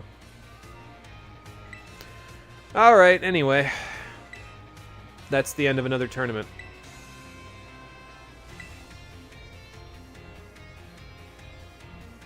So you aren't spared the nasty air there. No, unfortunately not. It's just kind of a thing that you get used to here. They fire them off for like 10 days before and after the holiday, and then that's about... I mean, that's about as far as their wallets can carry them, honestly, you know. Smells bad, loud. Prefer the cookouts. Yeah, the cookouts are always a lot of fun, so... Oh, okay, I guess we can get rare candies from this, too. I think you can get, like, weird Pokeballs, too, like the Friend Ball and stuff. I think you can even get a Beast Ball, if I remember correctly. Not that that would be a particularly effective Pokeball in this game, but... There's options. You can get some stuff, so... There's absolutely nothing for me to do here other than the two that I couldn't do, right? And, whatchamacallit. Professor Jacques' ratings, so... Okay. Yeah, Beast Ball. It was. I mean, you probably know what it is, but it was the one that was in Gen 7 that like it has a really high catch rate for Ultra Beasts, but not like it has a. I think it even has a lower catch rate than a Pokeball for non-Ultra Beasts. So that's not really good. Wouldn't really work out too well in this game. I don't even know if the Ultra Beasts are in this game, honestly, like in DLC. I imagine most Legendaries transferred over, but I'm not even sure about those. Okay, and that is all she wrote. We are finished with Pokemon Violet, the Stream Edition. This is how the box is all rolled out. I ended up evolving everything off screen. It was kind of a pain. Well, actually, it wasn't really. The Chanseys made it very easy to evolve a bunch of stuff. We ended up catching a little over 260 Pokemon total. I actually kind of want to see what our final count is now that I think about it, because there might be a reward sitting in there. 266, okay. So that's like well, 66% of the Pokedex that we caught and evolved. So I'm okay with that. That works pretty good. The other thing that you could do, the things that I didn't show other than the raids and stuff, is that you could go back down into Area 0 if you wanted to. There is a cave down there that you can, if you go back to Research Station 3 and go around the bend, not going into the big cave, but if you go around the bend opposite from where the big cave is, there's a cave with a bunch of like higher level Chansey that you can fight if you want to raise your Pokemon even higher. And if you go all the way down into the deepest depths of Area 0, you could go down there and catch the Miraidon that was being an asshole to this one. I don't know why you'd want to do that, because, I mean, I guess that one's lonely now, but it was literally only ever an asshole to your Miraidon, so why would you want to put both of them on the same team? I mean, I guess to get another Miraidon in case this one doesn't have a good nature or something, but you can literally fix that now. You can just give it bottle caps for IVs, a naturement for natures, you name it, you can fix it, so.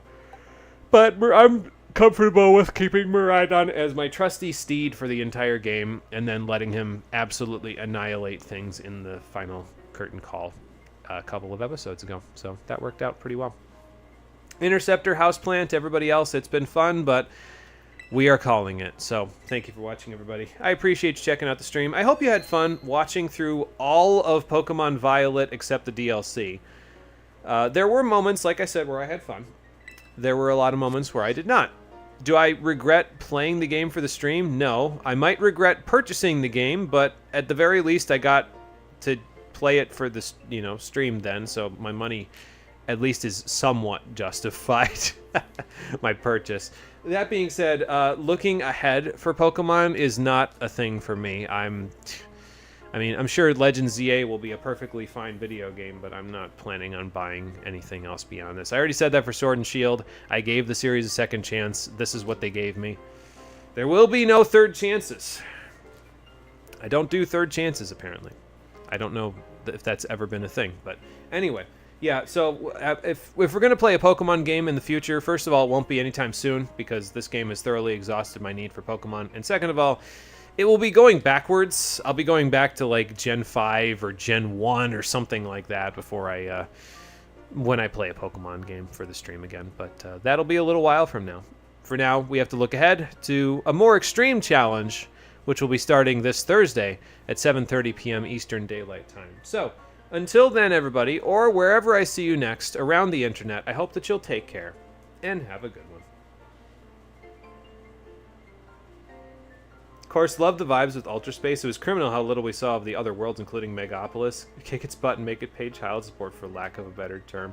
Yeah, honestly, I think Ultra Space as a concept was really interesting. And like you said, I think it would have been nice to see more of it. I didn't play enough of Sun and Moon. Like, I didn't really like it all that much, but I think the Ultra Space concept was interesting, so... It was alright overall. ZA will have no bugs. It'll be so cool. We shall see.